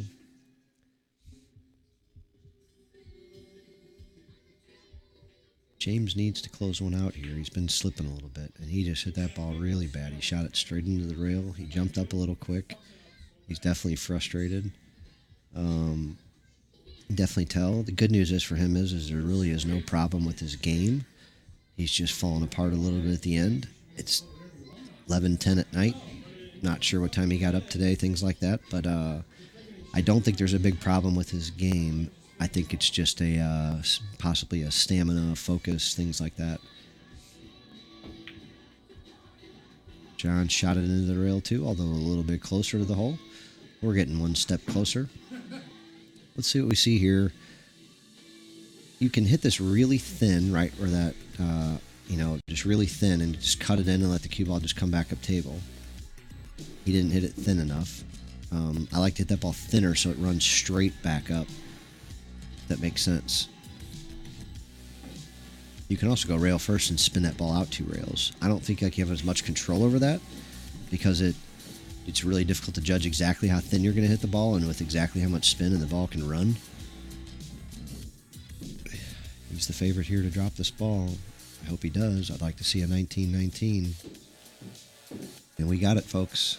I want to see our good friend John Perky take this down. Don't get me wrong. But I want to see them both play well. We're going to get to see a big break here by James. I imagine being the competitor that we all are, he is going to try to get into this rack something fierce. I think it'll be difficult to control himself and just go for a good solid break. And it would be for me.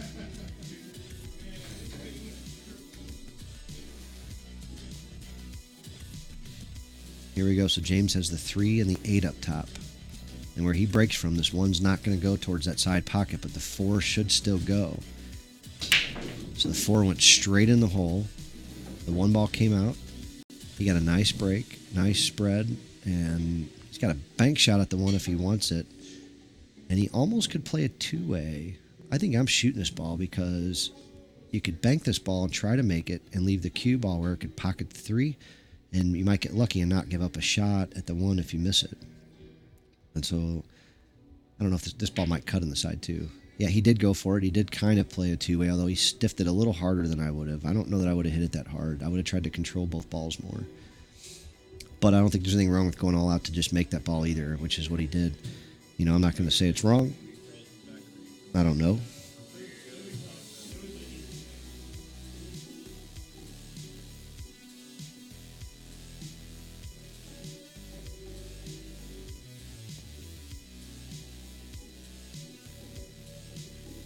And we got the jacking up thing going here. It's a little scary. But John's stroking balls well right now. I think he's confident. And he should have been. He hit that ball. I mean, I think he put a decent stroke on it. He just missed it. And that happens when you're jacking up a little bit. You know, he inadvertently put a little spin on the ball. And it can happen easily. We're going to see a little safety here. And too hard. He got lucky. I think we're going to see like a kick and stick here. I think you need a little low English. Kick this ball and try to catch it nice like that. Oh, I think he hit it okay. You know, I think he put a good move on it. Hit it good. Hit it real close. I mean, I think he did good there. I mean, it didn't end up good, but I think he did, you know, executed everything, you know, relatively well. All right. What do we got going on here? You know, you watch a guy like Jason Shaw shoot this, and he shoots like it's a hanger, and it seems insane to me. This is a difficult shot. And he's shooting it, and he hit it okay. You know, it's weird, like when you want to shoot a shot like that, you can't shoot it soft and hang that ball. You're not going to leave the 9 just sitting in the pocket for your opponent to take all kinds of runs at it. So you want to hit it with a little bit of speed. The problem, though, is you start taking away pocket ball or pocket speed abilities to where the pockets are going to accept the ball. You know, the softer you hit it, the more it's probably going to accept it if it's kind of coming in funny. And I don't know how I would have hit that one. Like I said, you don't ever want to hang that 9 and just give it to your opponent, man. I like to make them work a little bit, so I think I like to shoot that with some speed too. But you run the risk of not pocketing the ball. Yeah, James is a pretty even-keeled guy, but it's easy to get frustrated when you miss a few balls. Anybody will. John's actually holding his composure together fairly well. There are several times being down 5 games, he could have got really, really frustrated, and he did a little bit, but he pulled it back together strong. Real strong. All right. He's going to get rewarded here. He got rewarded here. he went after that ball, nice and aggressive, pocketed it, and got rewarded. You know, when you hit balls like that, you know, even if you don't know exactly where it's going, at least take a guess and hit it and give yourself a chance. So many times when people carry balls and they don't even give themselves a chance at the second ball, it's like they just go for making it. They don't even play position. You've got to do both.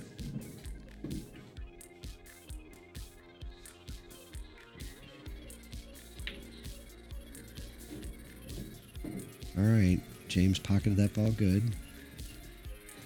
You know, like I said, he hits balls firm, and I'm not saying there's anything wrong with it, but he's having a little issue right now, and he's getting a little quick and a little firm, and he's just off just a tick, and these pockets just aren't taking him.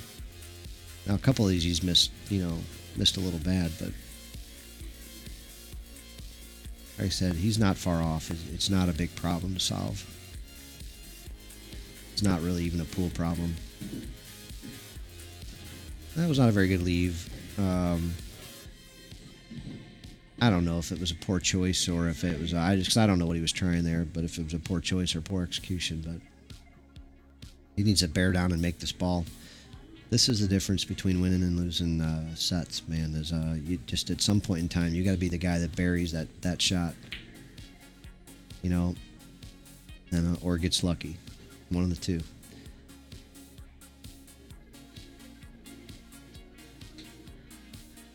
Oh, let's see the bank here. I'm giving this ball a chance to go a couple times because the 9 goes from anywhere. He hit it phenomenal, straight in the hole. John gives him the 9. James is on the hill first. This has been a crazy ending, folks. Not that it's even over yet, because this next game could go a lot of ways. I'd like to see James break and play it solid.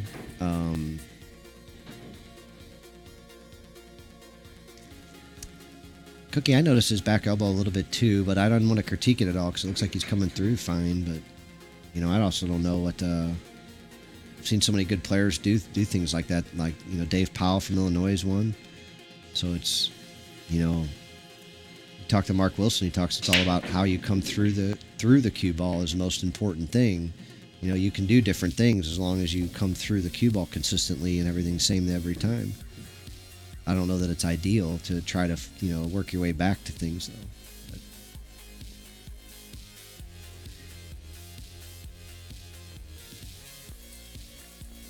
you want to put the headset on, Dana? You want to talk to me? No? Hey, nobody's listening. Nobody's listening. Just Alex. You want to talk some shit to Alex? It's Alex and Cookie. They're both talking about you. Guys, we got a celebrity coming online here. This is Daniel Lamos. He's a 7 in Missouri 8 ball these days, I hear. Champion. Viva la Mexico. Can you hear us, Daniel? Yes, I can. All right. So, James is up 20-19. John's battled back big. James is kicking at the 2 ball here. I don't know if you can see our screen or not. Yeah, I can see it.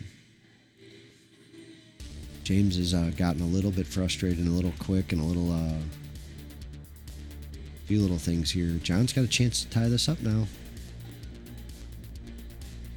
This is a tricky little choice here, because if you try to pop this cue ball out, you're on the risk of missing this ball. You shoot it up in the corner, you know, it's a little bit tougher of a shot to pocket.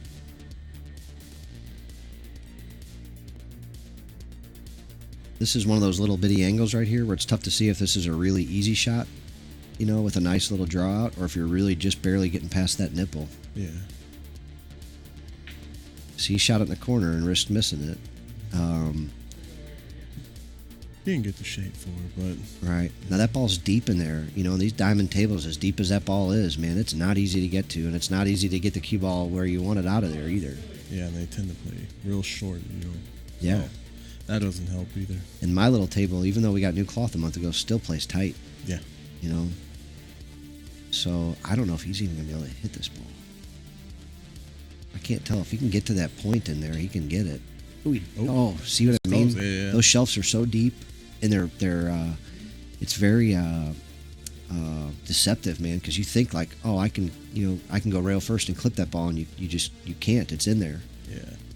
Diamonds are notorious for that, you know. Yeah, I love them. it's fun playing one pocket, you know. And I tell you what, we talked about this earlier. These guys playing position out of corners. Watch this one right here. It's not as easy as it seems. Oh, look at that. You know, exactly. That's exactly my point. It's just not easy. Look how frustrated he is, but he needs to understand it's not easy. No. And people don't get that. They think it's in the corner. It's simple. It's easy. It's not.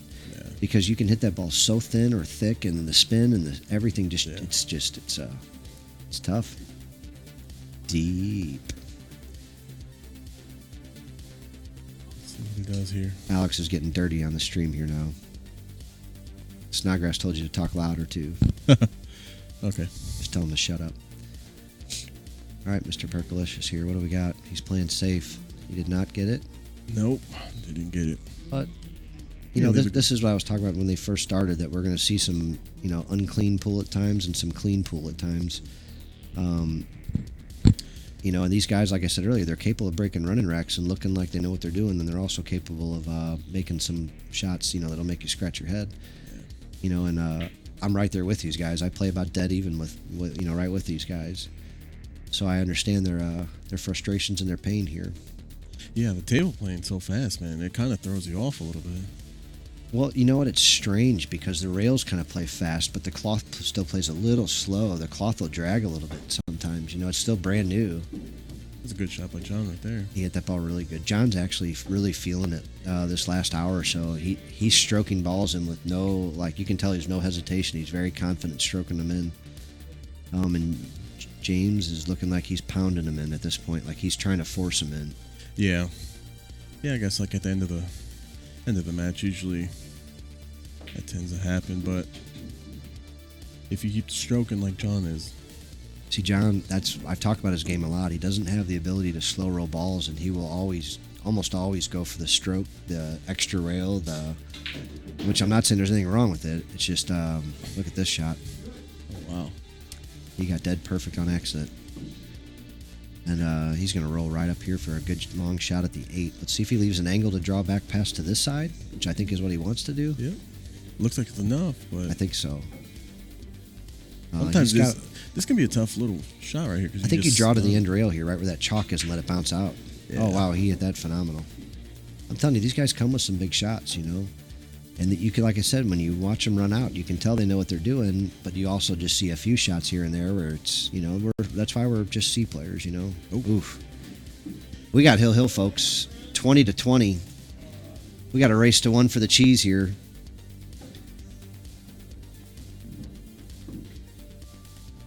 John Perky's breaking. He's got a big break. He's been breaking good. He breaks from the side rail over here. James breaks from where the first diamond meets the second diamond. Yeah. And he's popping them really nice, and he's making the wing ball almost every time, but he's not always getting a shot after the break. And now when John breaks, the wing ball is going to go real close to going. The one ball is going to go right at the side pocket. I can tell you almost where every ball goes when he breaks. Seriously, it's nuts. 6 balls going in, 1 ball's going right at that side, and it may or may not go. The 7's going out there and cross out. The 5's going there and cross out. The 4 ball is going to come right here by the second diamond. The 3 balls are a little sporadic, and so is this 8 ball. The 8 ball could go anywhere. It depends on how many times it gets kicked down here. But I'm telling you, he has a very and the cue ball, could do different things. He does let it go sometimes, but he generally will pop the cue ball nice. And I hope he doesn't try to really get after this one, and he didn't. Yeah, I've been watching him. He's been breaking pretty good. Yeah. If Now, he's on it, man. He got into that one a little bit more, so I think the ball spread a lot better. But you can see he made the wing ball. The 1 ball went over there and splattered out. And I don't think he's the favorite to get out here. But I think he should go at this bank shot with the trying to make it with some speed and play position on the 2, and then he might get safe even if he misses it. He did do that. And lucky roll. maybe. Well, He didn't get it, but that's why I like the shot, though, because that ball easily gets hung up down here, and the cue ball's down here, and it just didn't. It punched out of there on him. I think it was the right aggressive shot. yeah. Now, think about if they were playing this set for 1,000 chickens or something like that. That shot's a little different, ain't Oh it? yeah, yeah. It's You know- always a little different when you got more. Yeah, then you're more tempted cheese to on play it. safe there. You Yeah. know, then you're like, well, I'm not shooting this shot for 1,000 chicks. You know what I mean? I'm going to do something a little different. I think I'm going to try to play safe, maybe.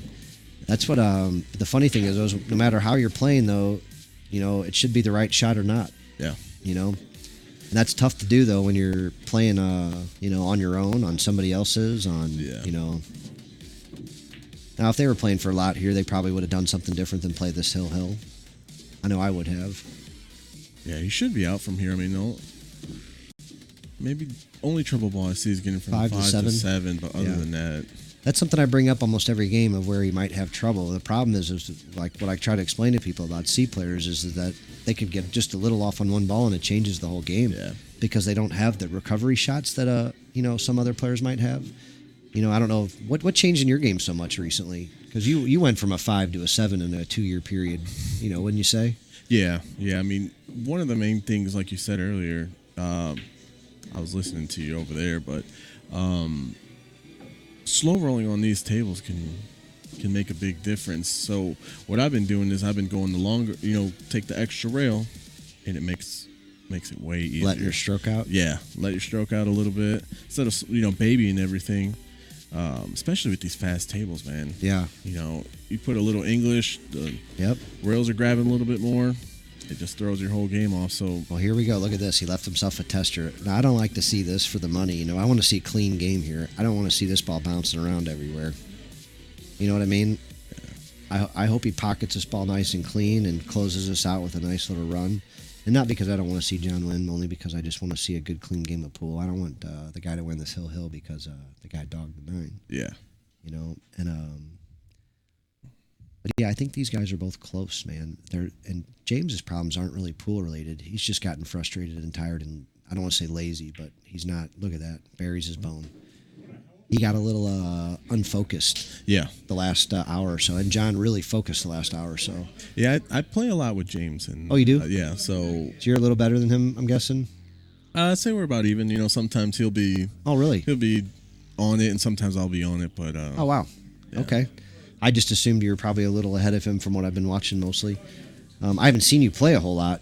You know, I hear a lot, but I haven't seen you play a whole lot, especially in the last year or so. yeah, man, I like to stay hidden. You know, Yeah. I like to stay hidden. So no one can see me play, and they'll be like, oh, they'll give me all the action. You know. I hear you, brother. We'd like to see you play up here sometime. You know, maybe you could take on the winner here. Maybe you Yeah. can come spank old James for John. But yeah, Danny, we look forward to seeing you play up here. I'm going to go ahead and jump off here and see what they're doing out there. And thank you for jumping on the commentary with us. This is Daniel Lamos, Viva La Mexico. Oh yeah. You know, I always say build that wall, but not to keep Daniel and his family and friends out. Well, luckily I'll be here for a while. I'm just messing with you, my friend. We'll see you guys in a little bit. We'll see if anything else is going to pop up or if they're going to do anything else. And I'm going to leave the stream running, and we'll check with you guys in a little bit. Thanks for watching.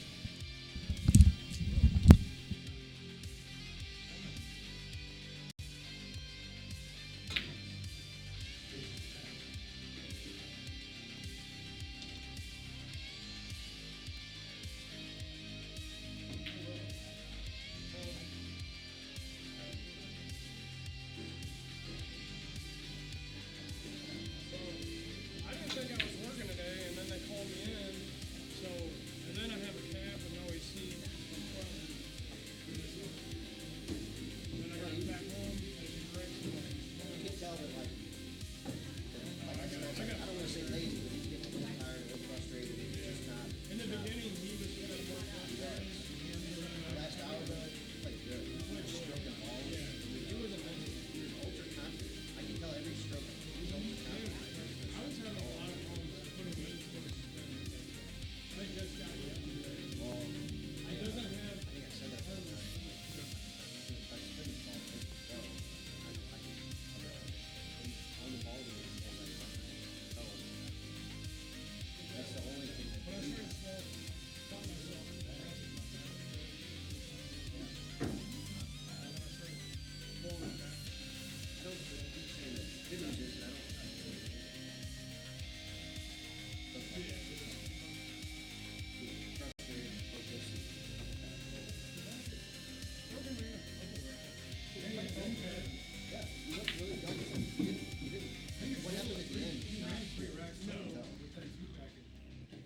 John, your last hour looked clearly strong. Yeah, your game came way up. You had so much confidence stroking balls in the last hour.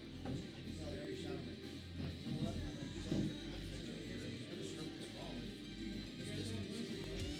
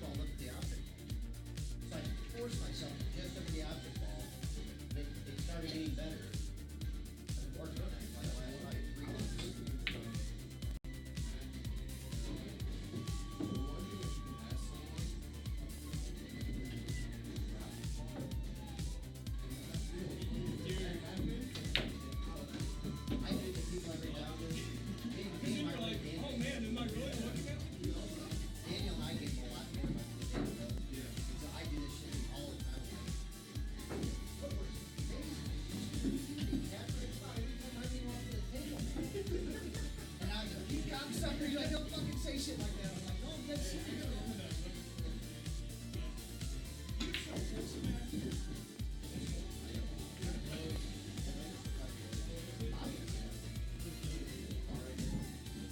Actually, you know what?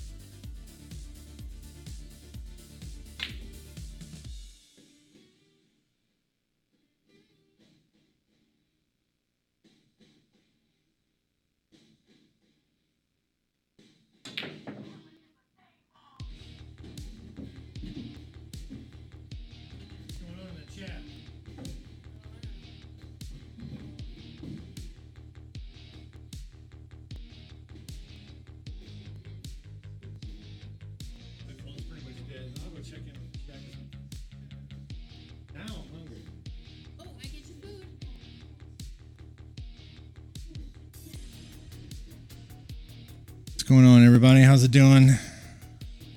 Yeah, that was rough. I probably shouldn't have tried to bank the one there. I knew I was betting the whole set on it. It happens.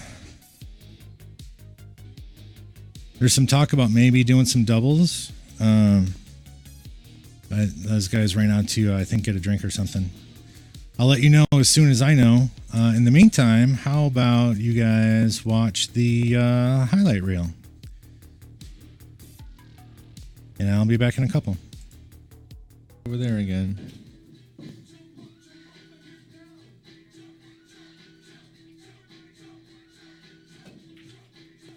What?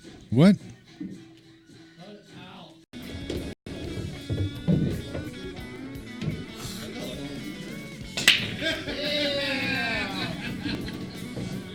Jesus Christ, Mike.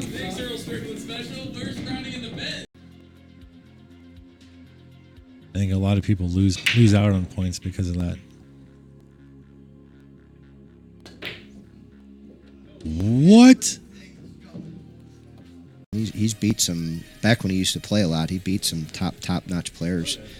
And Ryan's got a lot of heart, and he just doesn't play very much. He just, I opened this place. Oh, wow. Giddy up. Why is that?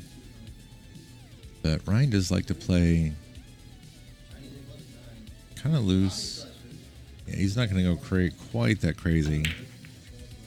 He found a dead ball, though. Mhm.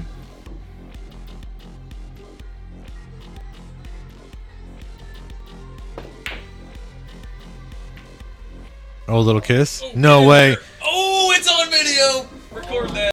Did the cue ball draw back to the rail? I wasn't. I don't know either. Did the cue ball, does anybody in the chat know if the cue ball got a rail? Wait a minute, let me see.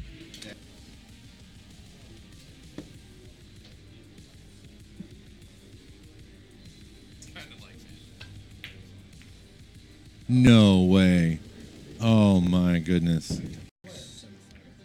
7-5 race to 9. All right. Not Gaelic football.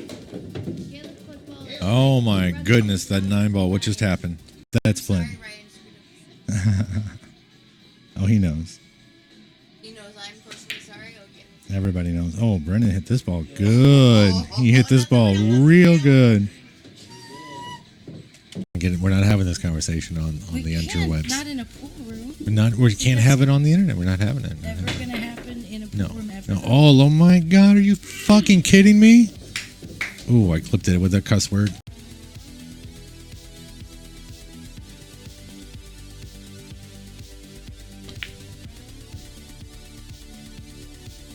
How'd he do? How'd he hit that ball?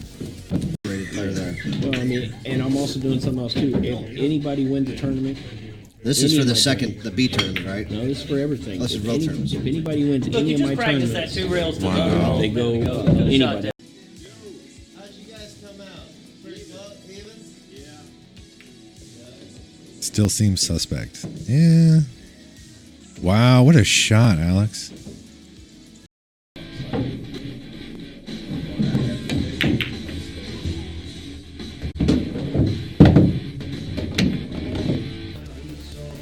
And use the cue ball and get down there and knock the 7 in. I mean, these pockets are deep. Oh, what? Wow.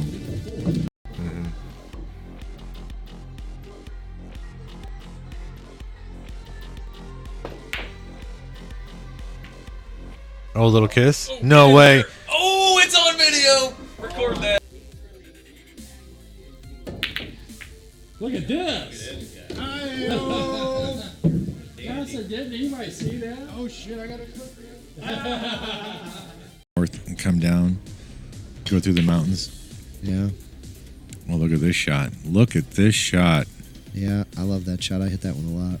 Not as good as he hits it. Yeah, but he made it. Yeah. Ha. I've made it before, too. Yeah. Just send it straight over. No, going to the stack, just like that. Just like that. Wow, great shot.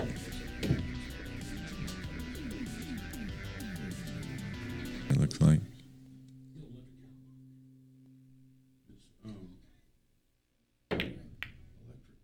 Oh, look at this. Look at this. Look at this.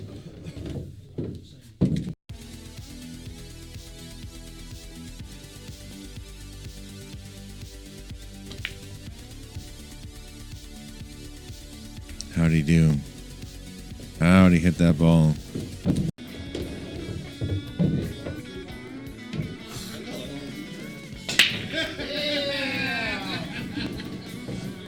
Jesus Christ, Mike.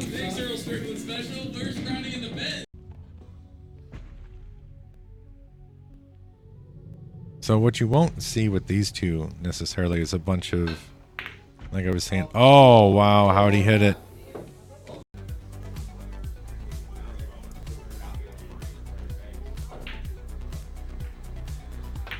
So we're gonna have a good number of players here. Oh, nice shot, Mike.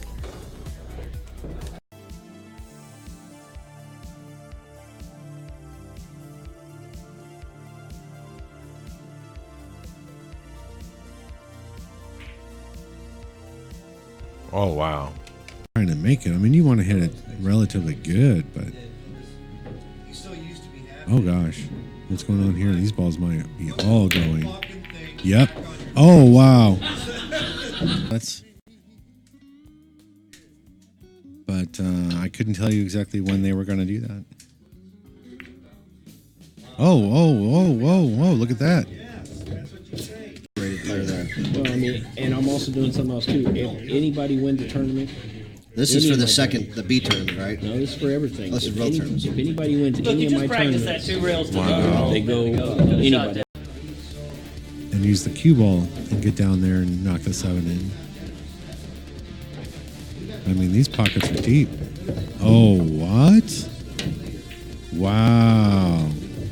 I call it somewhere, right? I mean, clearly you're not going to try and jump safe. You could.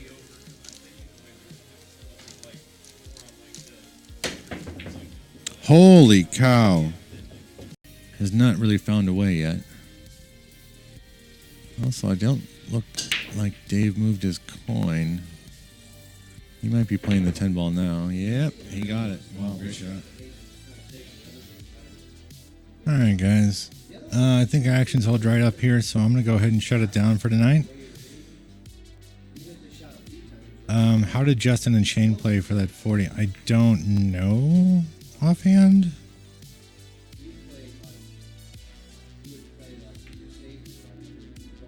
Brandon's talking about a shot, something that he was doing like safety-wise, trying to split them and do some stuff. But anyway, we had a good time. Oh, that's not even the right scoreboard. Let's just turn that off. But yeah, we had a good time. I want to thank James for coming up. It was a good match. I want to do it again sometime. Maybe I'll play a little better out of the gate. He kind of let me back in at the end. I tried to fight through my little slumps, but it happens. But yeah, thanks for hanging out with us tonight.